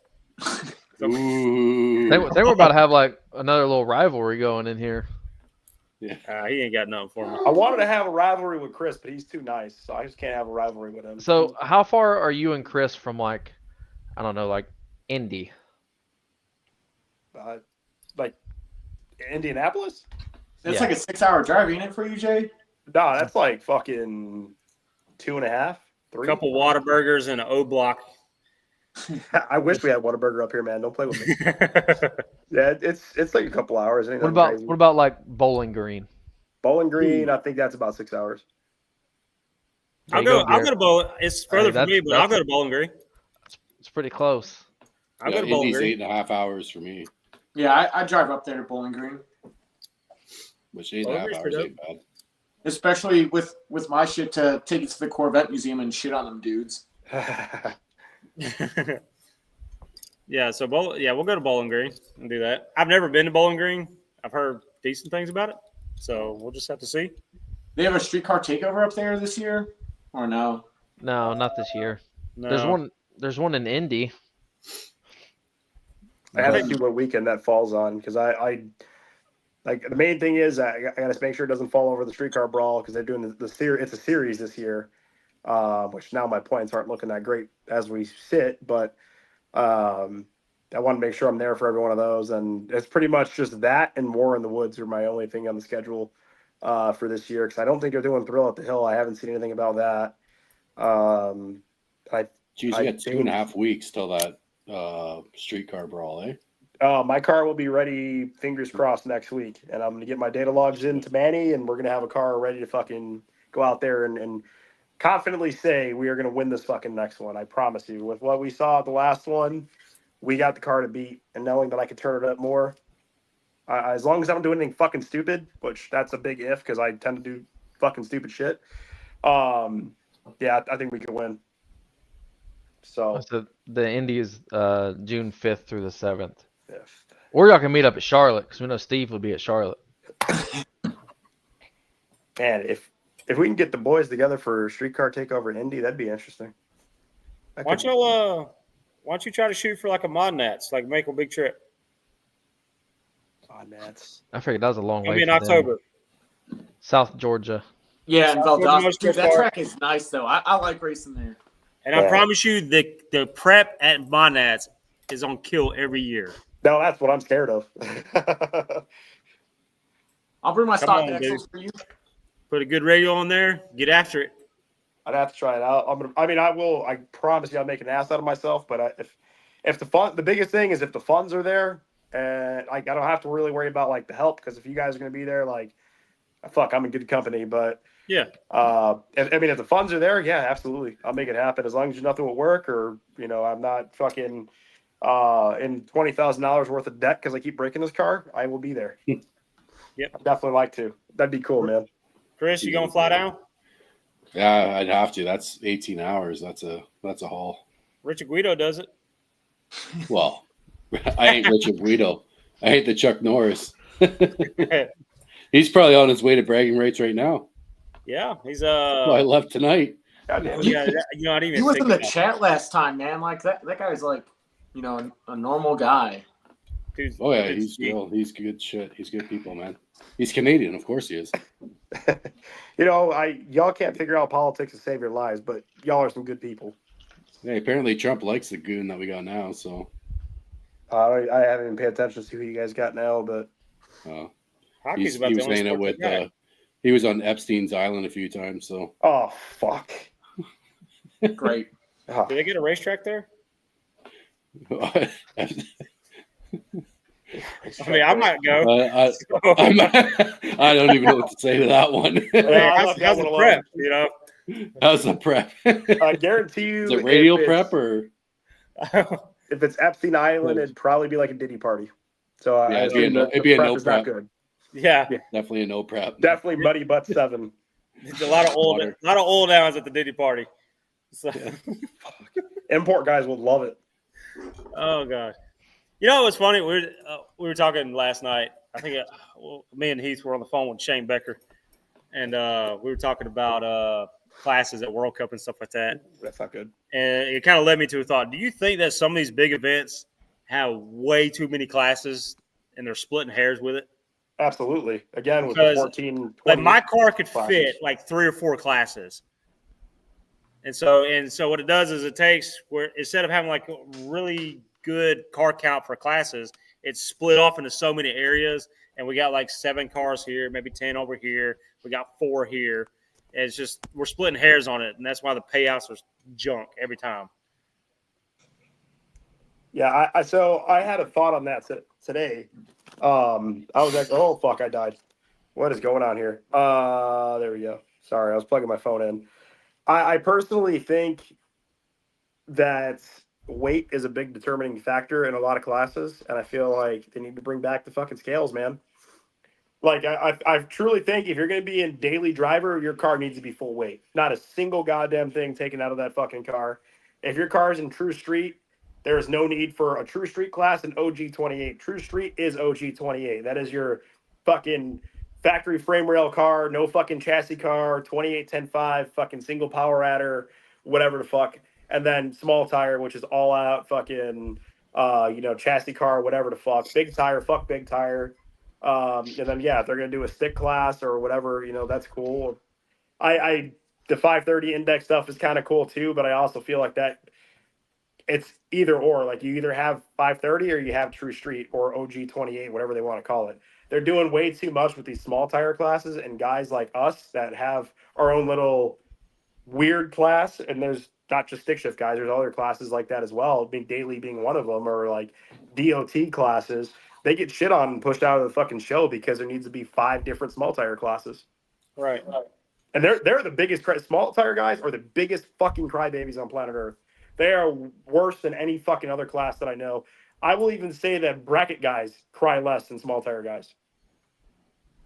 I was about to say you're gonna put them, below the big tire bracket dudes. Oh yeah, absolutely. You will see, and I've seen it from up here in Illinois. Like a lot of them small tire guys like to grudge race each other. You'll see these motherfuckers making the stupidest fucking stips. It's like, dude, both you people have VS Racing, bullshit LS motors, and a fucking Fox body. Head the fuck up, bitch. These guys are, I need this, I need that. You got a pro mod, you got a race car. But let's be honest, neither of you guys are cruising fucking 50 miles. You see that, Jay? I would oh my God. Thank you for showing me your butter tart. It's getting me moist. Y'all just need to change the name of that thing. They really do. It sounds so dirty. It's a dirty butter tart. Yeah. Mm-hmm. Urban Dictionary, baby. Look it up.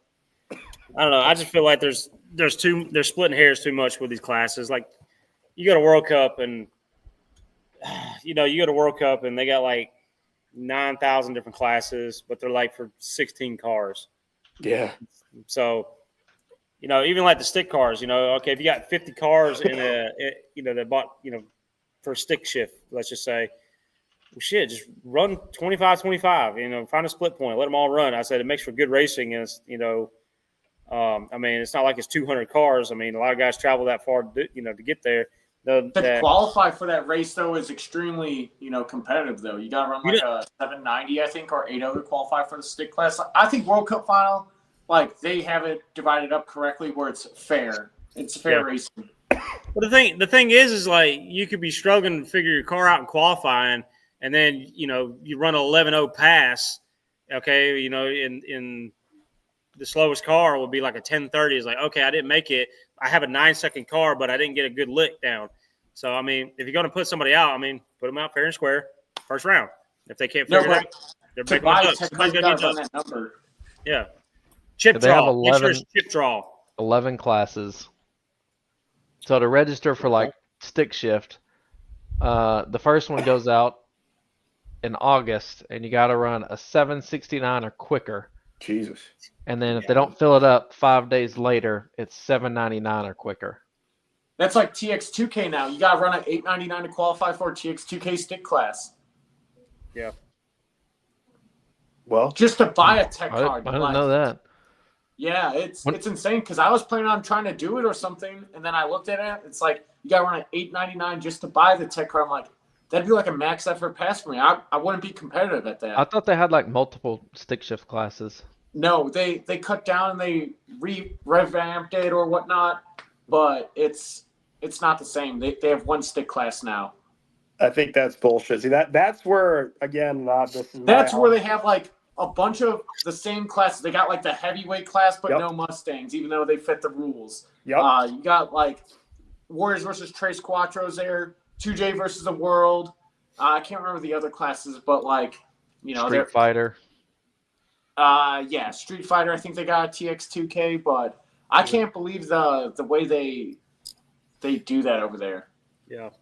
It's too much of the same shit, man. Because Brian won that the stick class at TX2K like 4 or 5 years ago, and like he went like an 820. Like that car was on a mission that year, and it was running really good. It was like 820, like 175. It had the mile an hour for a 7. Yeah. I have a little bit of, I won't say beef, but I'm going to say beef for like a better term. But like with World Cup, every year there's a new set of rules. every single year. They go out there. These are the new rules for this class, this class, this class. And all it's trying to do is it's trying to take, domestic guys and import guys and kind of figure out a middle area here. They weight penalties, turbo sizes, They make you take apart the turbo so they can measure it. Dude, it's so stupid because it's like, this is World Cup. This is the baddest of the bad. If you was fast enough to make it here, run what you brung. Okay?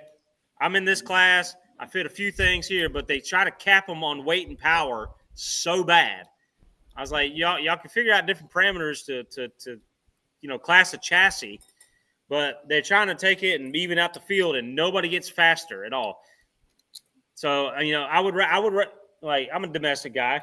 I would love to go to an event and see domestics get their asses handed to them year after year after year until somebody said, okay, enough is enough, and they finally put something together badass to go wipe that field.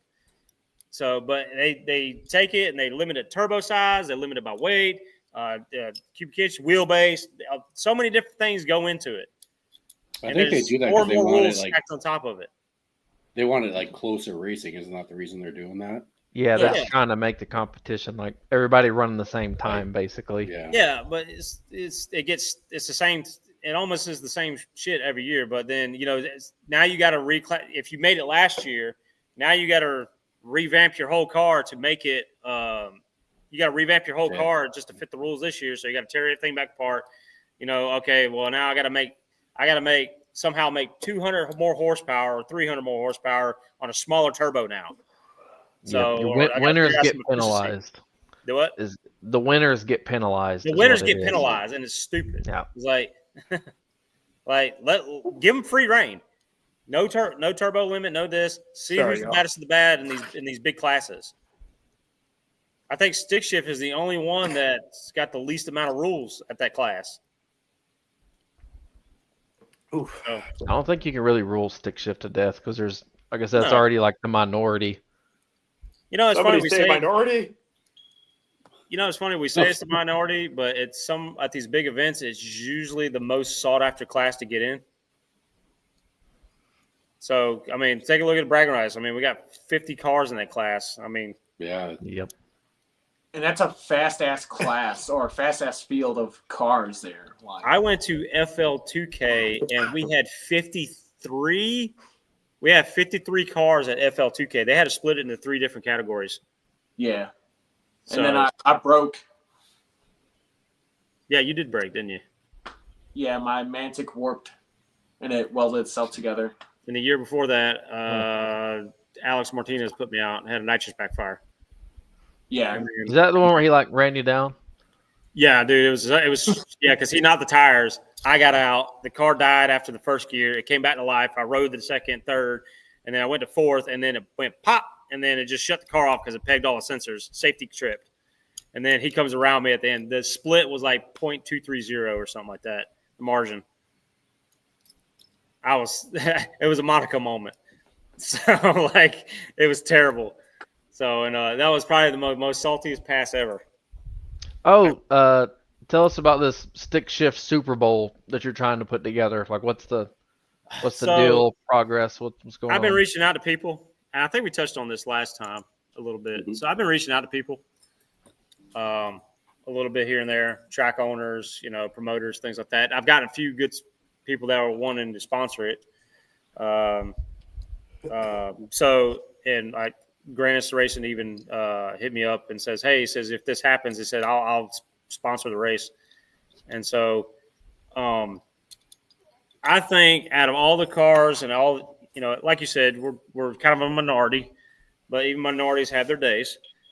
And so I think out of all the races that go around the country every year, there's not one single race that is dedicated to stick shift racing. I'm talking about 3 or 4 day event, 2, 3, 350 cars, stick cars on property. Mm. The car count's there. You look at bragging rights. It's sold 50 tech cards in 50 off the few bat. days. And the only reason it sold only 50 is because they capped it. Yeah. I know 10 guys right now trying to get into that waiting race. list. Yeah. Yep. So it's a waiting list. But you could divide it into so many categories. Of course, you can have your outlaw guys, run what you brung type deal. I don't care if you bring a big tire car. If it'll run a number, bring a big tire car on like an outlaw class. All right. Then you can go like diaphragm heroes. You can go pro stick, with slipper clutch guys. You can go gassers. You can go V gates. You go street. You can put certain classes in there, but you could divide it up by your combo rather than a times, so to speak. Because then it's so unpredictable. You could have like diaphragm, you say like call class diaphragm hero, right? That class can range from a 10-second guy all the way up to a 7-second guy if he can get it to stick. So it's a broad spectrum on that, and that would make good racing because it's unpredictable. Let's say that 7-second guy, all right, knocks the tires. Okay, well now he's just lost 0.6 to a second. All right, and now the 9-second guy who's racing again has got a shot. So, all right, pro ladder or chip draw? Oh, chip draw all day long. I'm thinking chip draw every time. All day long. If you ask me ladder or chip draw, I'm going to choose chip draw every single time. Yeah, it adds another factor, like a fun factor too. It's like, who you going to get? Yeah, it's like, okay, I got two, first round, I got 2 of the big Titans out. Okay, that's one less I got to worry about. So, hell yeah, I knew that comment was coming. I knew it was coming. Fuck V-Gate. V-Gate. Fuck V-Gate. Thank you. Oh, V-Gate's not 6 year. Yeah, we know. Oh, okay. I'm going to keep that one up for the rest of the Boss show. Racing thinks V-Gate's 6 shift. Did y'all tell Carlos that at Valdosta? Do what now? Say it again.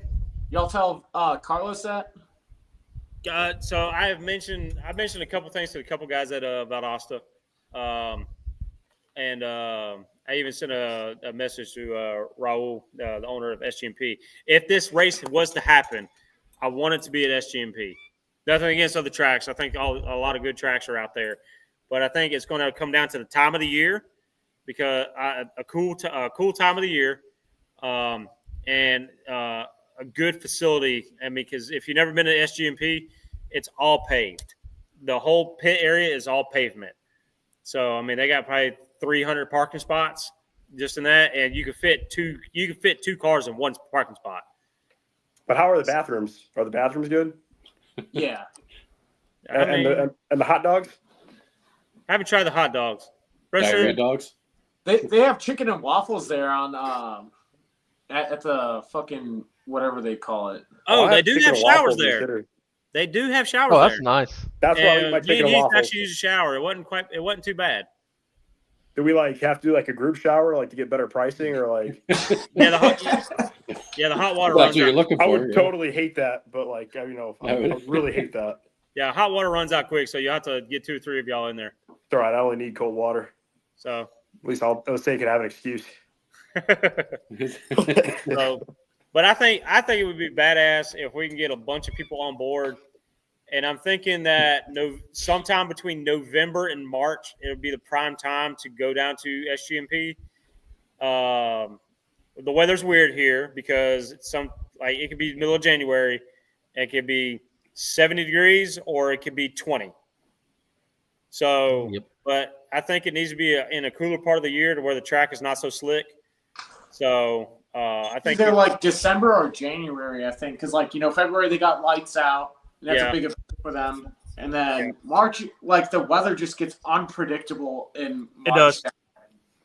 It does. And then the whole reason is it keeps the track cool. It's like FL2K racing in peak hurricane season every fucking year. Yeah. They moved it to Gainesville one year because of that. Yeah. So, but yeah, it's just I think if we got a good stick shift, all stick shift race going, I think it'd be great. You can get the Southeast Gassers guys. They just had an Gasser event class there. would be gangster. Yeah, the Gasser guys. They just had an event recently, and I'm telling you, they had that place packed. So I think it's those guys put on a good show too, man. Those guys talk about showmen and what they do. They not only go out and have good racing that's side by side, but man, do they put on a fucking show and get those crowds packed. Yeah, they have a rule where you have to wheelie now, I think, in their races. I love that. Yeah. It's crazy because it's we go out here and we're like, oh yeah, we got twin turbo coyotes and this, and we got twin turbo coyotes, or we got big cube motors, or you go to like a small tire, it's a 632, you know, on small tires and whatever. You go to their race, and it's like, yeah, we're class limited. We got a 300 cubic inch small block that's turning 10.5. Yep. And it's like ridiculous sounding. And so it's like, on a 26 by 8 tire. Yeah. big bore, short stroke, and we're gonna wick it up to 10,000 RPM. Yeah. And they're just out there. They're just out there with a shifter the whole time. It is ridiculous watching those guys. It is awesome. That'd be fucking sick. I think it needs to happen. I mean, Yeah. I'm unfortunately not in the financial position to be like, you know what? Here's 50,000. Let's do this. But Yeah. I could offer you a couple packs of ramen for the weeks that you're not going to be able to eat for providing this race for us. Yeah. What are you running, Holly? Really? Which CCU? The carburetor. I was like, oh, okay. So, Damn. yeah, it's pretty wild watching them dudes. Mad respect to them. So, but it's funny that we talk about carburetors and stuff like being primitive and stuff, but it still has its place. It does. That's one of them, and it's crazy because we get made fun of. Okay, I say we as in fuel injection guys. We get made fun of so much for ram air scoops, the ducking, all this kind of stuff. But they have to go out there and they got to put on a velocity stack because a velocity stack on a carburetor is worth 25, 30 horsepower. So it's ridiculous, watching them. And you learn a lot too. Yeah. The good thing, like, I don't know. I think again, I'm going to sound like an old fucker with a Corvette when I say this, but like, I feel like that's what the newer generation's missing, man. Nobody needs to go out and find ways to make horsepower. It's on the fucking internet, and you can look up how to build a fucking 9-second Coyote, and it's like, who's working for it? And if you go outside that box, like, I'm going to be different, well, then you're just fucking retarded. Yeah. Yeah, I mean, you don't have to work for horsepower anymore. That's the thing. Yeah. It's so easy to make power. That's a big one. Like I said, when I was listening to Malcolm's story on Jay Malcolm's interview, he was talking about that too, and it's like how guys nowadays, you can just hop into anything and like nobody has to work for horsepower, and it's just like everybody got fast. Not only one, we got all them stimmies during COVID, and everybody spent it on fucking car parts or down payments on cars, but like cars are already fast out of the factory, so now everybody's fucking fast and popping off on the internet, but half these motherfuckers don't even know how to goddamn set them up. Yeah. It's like Fox body guys, Fox body guys. If you go up to a Fox body guy, all right, let's say you had a time machine, you go back to the 90s, all right, and you start talking to Fox body guys, and then you tell them what you guys like. Yeah, I got a 5-liter Coyote. It makes like 450 horsepower. Whatever. It's just got a cold air, some exhaust, and a tune, and blah blah blah blah blah. Oh, they right. Chicken. And anyways, and then they're like, dude, it said I needed. It's like, dude, I need a set of heads. I need an intake. I need a boost. All right, I need an alphabet cam. And I can only spin it to X amount of RPM. It's like they had to do so much to get 400 horsepower. But it was cool. Turnkey off the lot. With those same Fox bodies, if I don't know, again, this is going to be, again, I'm just an older mindset. But you ever hear about the 5-minute tune-up to get a stock Fox body on gator backs into the 12s? Fucking crazy shit. But it's like, it's cool. That's the thing. Like, if somebody does it nowadays, just for the like, hey, I want to experience it, everybody's going to look at you and be like, that's it? Only 12s? It's like, yeah, like 12 was doing it back in the 90s. It's like, dude, you're doing it on E7 heads, a non-fucking high output engine. You're fucking running 1270s on gator backs. It's pretty cool for what it is with a T5 and a King Cobra clutch. No. A world-class T5. Yes. Yep. And then you break the fucking firewall quadrant because you have a King Cobra clutch and it's flexing the fucking thin ass pop cap material. I'm gonna talk a little smack, but it's funny. I feel like MT82 is the T5 reincarnated. Amen. So it's God. modern T5. You ain't wrong, because some people love the world class T5, and some people are like, they're a great fucking transmission, and you got a million people who are like, they suck. I broke mine with fucking headers only. Yeah, it's made of glass. So, you know what though? It's still better than an F body 10 bolt. Oh yeah, you are correct. Well, see, the thing is like you need a 9-inch. You gotta have a 9-inch. Can't break a 9-inch. And now guys. We saw it. Yeah, we did. Yeah. John Leslie Jr. He was at the last no prep race with us, and this motherfucker somehow gets that car to hook on a backside no prep like he's still racing NMRA. He sheared off all the fucking bolts of his ring gear. Oh. Yeah. I'm like, how the fuck you do that racing on a fucking on God knows what fucking quickcrete? Travis broke a rear end here recently. Mm-hmm. You want to expand on that? Nah, it's just broke, you know. Is what it is. What was y'all trying to do? He was trying to go eights. That was when we went to Montgomery. Yeah. The funny part is Travis was trying to keep it a secret, and guess who told me? So, yeah. Still got the evidence. I didn't say nothing to Travis either. That was the funny part. I made him think that I didn't know anything. So, great. And Marcus is like, and Marcus thinks I'm an idiot. He's like, hey, let us know when you're going down to Montgomery to test. Like, I'm going to tell you when I'm going to Montgomery. It sounds like you're scared. No. You don't want Travis to show up when you're going to Montgomery? No, see, unlike Travis, when I come correct. Okay. So you shouldn't be scared then. On par. I can't wait to see this race pop off. On par, ready to go. It's all right. You shouldn't have anything to worry about. It's all right. The cameras better be rolling when this goes down. Oh, I've got 2 360 cameras. They're going to be on the back of the cars. We're going to have inside views. There's going to be a news chopper. I'm going to have like a pre-race interview with like both of them. Y'all can say y'all's words. Well, hold on. Damn well, Garrett's gonna be like Conor McGregor and that motherfucker. Y'all gonna have walking up. Yeah. Exactly. So here's the thing: streetcar challenge. It's in Travis and Marcus's backyard. I told Travis I'd ride with him. Yeah, but Marcus is a pussy. He won't race. He don't have a streetcar. He's got a pro mod. Damn. Right? So, and Travis, yeah, he's scary. He's getting the smoke. Oh gosh. So Travis is ready. Travis don't look scared. He looks ready to go. Travis outside looking in though. That's all I'm saying. Travis, listen to me, Travis. Listen to me, son. All right. Streetcar challenge. Okay. Streetcar challenge. Okay. We got 4 or 5 tracks? I think it's 5. Okay. 5 tracks. Me and you can go first round on all those tracks. Okay. And we get best 3 out of 5, however you want to do it. I don't care. All right. Right now, I've already paid. I'm going. Okay. If that's not even ready, I'll race you on roller skates. Okay. I'm telling you right now, you can get it at Streetcar Challenge at every track. Travis got a bad hip. He can't do roller skates. Yeah. He got a bad shit. He got a bad rotator cuff. He can't see. So that offer sounds like you're scared of like the quarter mile against the turbo car is what it sounds like. Quarter mile. Now, I'm not scared of that. Listen, you know how many turbo cars I beat in the quarter mile? Okay. I put them on the trailer at FL2K. Okay. They were 8-second cars. Bye. See you. I'm out of there. I'm telling you.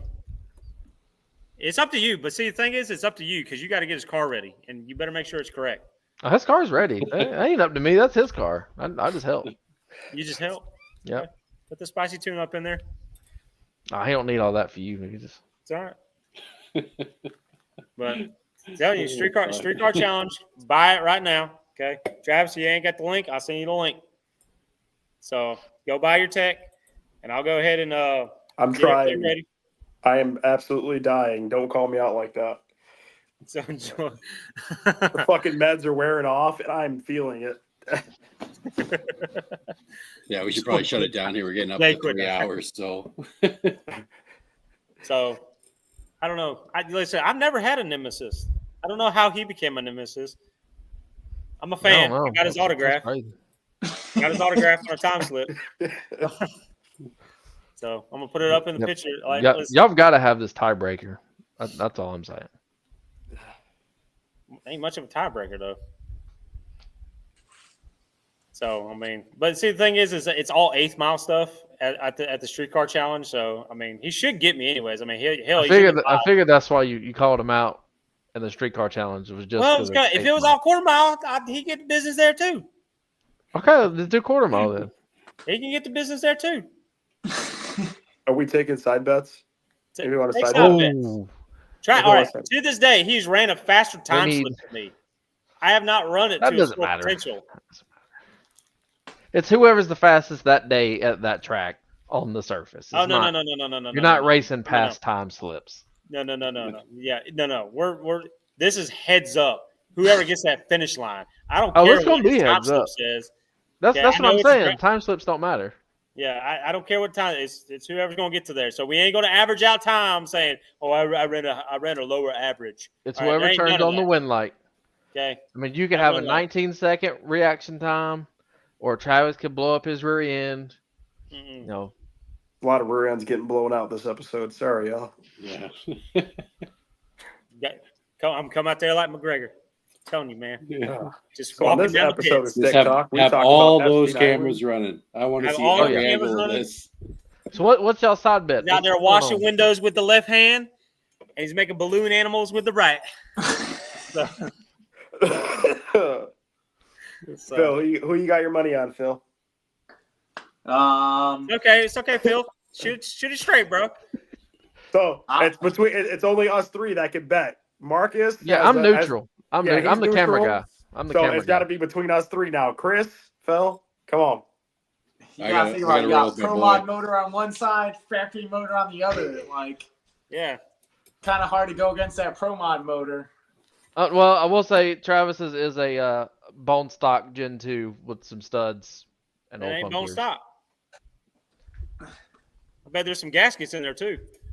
Nah, stock gas. It's LS stock. New old stock. Yes. This is a all right, refresh. I already know. That one's bone stock. So Phil, you're going with Travis? Sorry. I gotta go with my dog Garrett. Hey man, die with it. Chris? I got to go with Garrett. Hey, look at there. Jay? You can't lose now. Hold on, I can make Jane change. I can make Jane change his mind. Hang on. Hold on. Now I'm the minority, so I got to go with Travis. If it was the other way around and these two took Travis, I would have took you. That's why I went last. The only way. Listen. Phil's about to backtrack. If Travis paints that car yellow, Garrett's cooked 100%. Watch it, boy. Watch it. That's the thing. So. Or wraps it yellow. Every time I've been put out in a race was by a yellow car. You know, it's funny because I just talked about I wanted to wrap my car yellow to pay some OG respect to my old car. So. Ooh. Which is why I can't race Schrader. Okay, yellow car. He's the only one. He's the only yellow car I haven't raced. The yellow car that I haven't raced. Dan Watts put me out. Sam Warner put me out, and Alex Martinez put me out. What did Dodger say? I'm wrapping my car yellow. Chris about to fall asleep. Man, y'all some weak ones. I'm about to go in a coma. He's about to fall asleep. Late. It's later here where I'm at. By like an hour. I'm on the.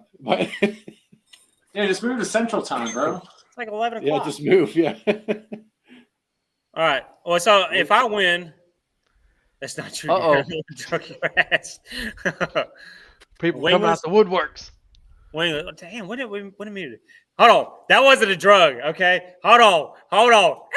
Time out. That wasn't a drug, okay? I treat him. That Skylar. I treat him, okay, pretty bad too. I think he went like a 230. I went like a 085, okay? Got out on him, okay? And I had a 3-year-old McLeod clutch, and it said no moss. No moss. I had like a 140, I think like a 146 60. Hang on, let me play the world's smallest violin.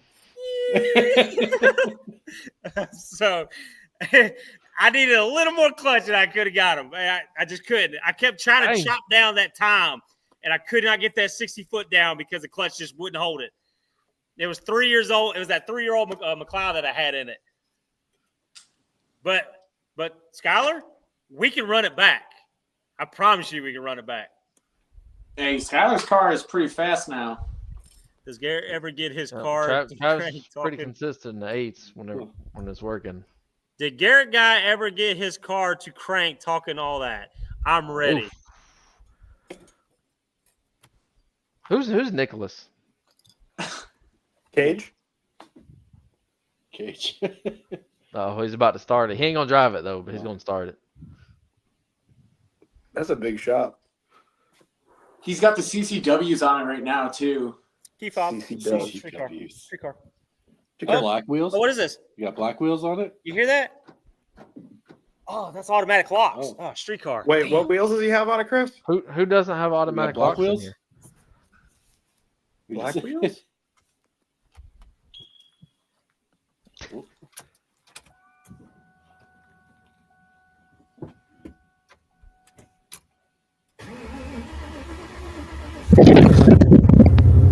Oh, feel that? Did he just fart? Feel that? Sounded like it. Hey, that's not good sounds for like it. boiled asshole Holy on the phone. My boy Greg is in there, probably like asleep. Like, what is he doing?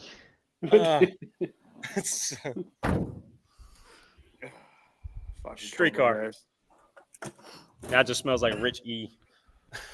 All right, your turn. Your go, Marcus.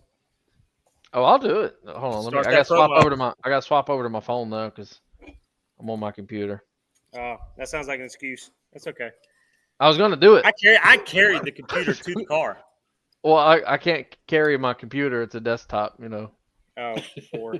All the money went to the car. His computer's probably like that thick. It's probably got like a big bubble on the back. I mean, it's a expensive gaming computer. There's another one right down there. I don't play games here, dog. Oh, dude, we love World of Warcraft. No, I don't do World of Warcraft now. No, none of that. Good. That was your check of like, do I like this guy? Is this guy cool or not? No, Check. none of that. I hope that answered Nicholas's question. Nicholas Cage. You know, people are gonna watch this and think like I'm the biggest douche in the world. So you can ask Marcus and Phil. I'm probably one of the nicest guys you'll meet at the track. I just do it for fun. Yeah, he gives people handies for free. It's great. Yeah. Just walk up to the track and just whip it out and be like, hey, and he'll do it. Oh my god. Next time he's at the track, some guy's gonna come up and go, what the He didn't have 4 drive shafts at the track last time for nothing. Yeah, he did handle 4 shafts. Yeah. Exactly. Yep. He's the with shaft a master. smile on his face. I don't too. think He you. was I don't smiling. think you. I don't think you want me to do it because more like my driving game is straight jerky everywhere. So Some people are into that shit, man. Yeah, I was so gonna say Jay likes that. next time you guys see Garrett out at an event, tell him, hey, I saw your Stick Talk episode, and just whip it out. And I will personally, any of y'all send me a video of y'all doing that to Garrett, I will cover your track. Oh my god. Oh my You want god, video of that, bro? We're gonna put that shit on the Facebook. Holy. man! I'm gonna have people follow me around. I will cover your track entrance. To do it long enough, you'll get an inch. Oh, we go. I agree with Nicholas. No, best 3 out of 5. I say 1. Since y'all and already done. Heads up, quarter-mile race. Well, see, none of them are quarter-mile. Quarter-mile race. I'm trying to think where we're going to do that at. I think Nicholas is Steel? related It's to gonna have to be Randy. Steel. Steele or Montgomery. Dude, at Gulfport. That track is a shithole. Yeah, no prep. I want to do on some no prep. I just gonna You'll get out be there. wanting to foot race him next. Huh? You're gonna be Guy wanting to goes- foot race him next. I don't know you guys, but I can bet. You don't gotta know somebody to bet, man.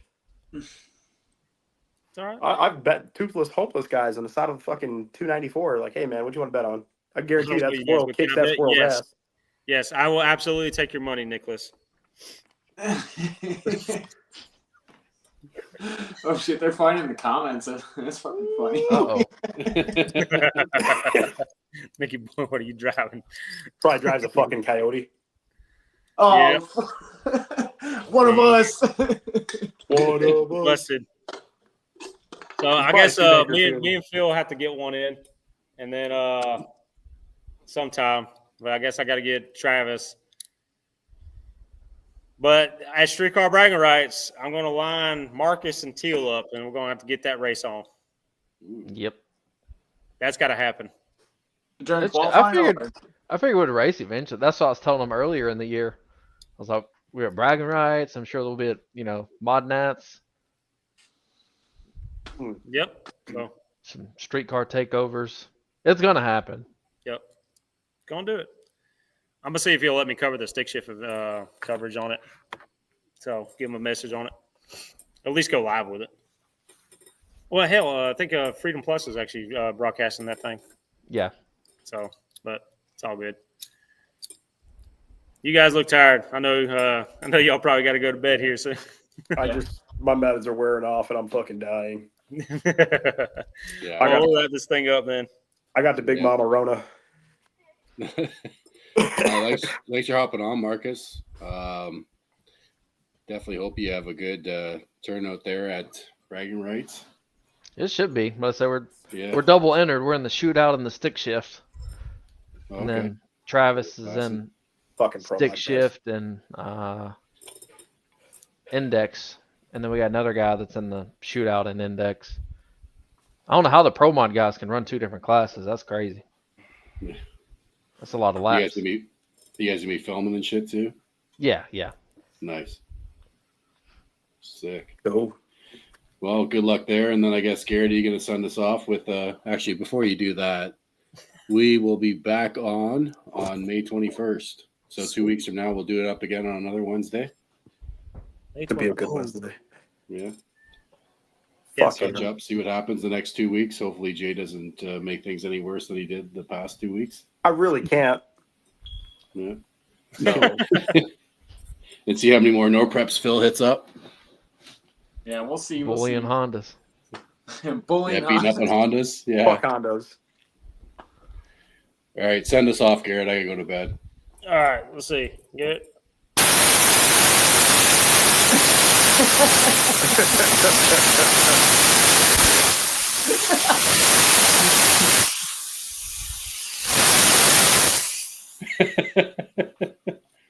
Damn. There it is.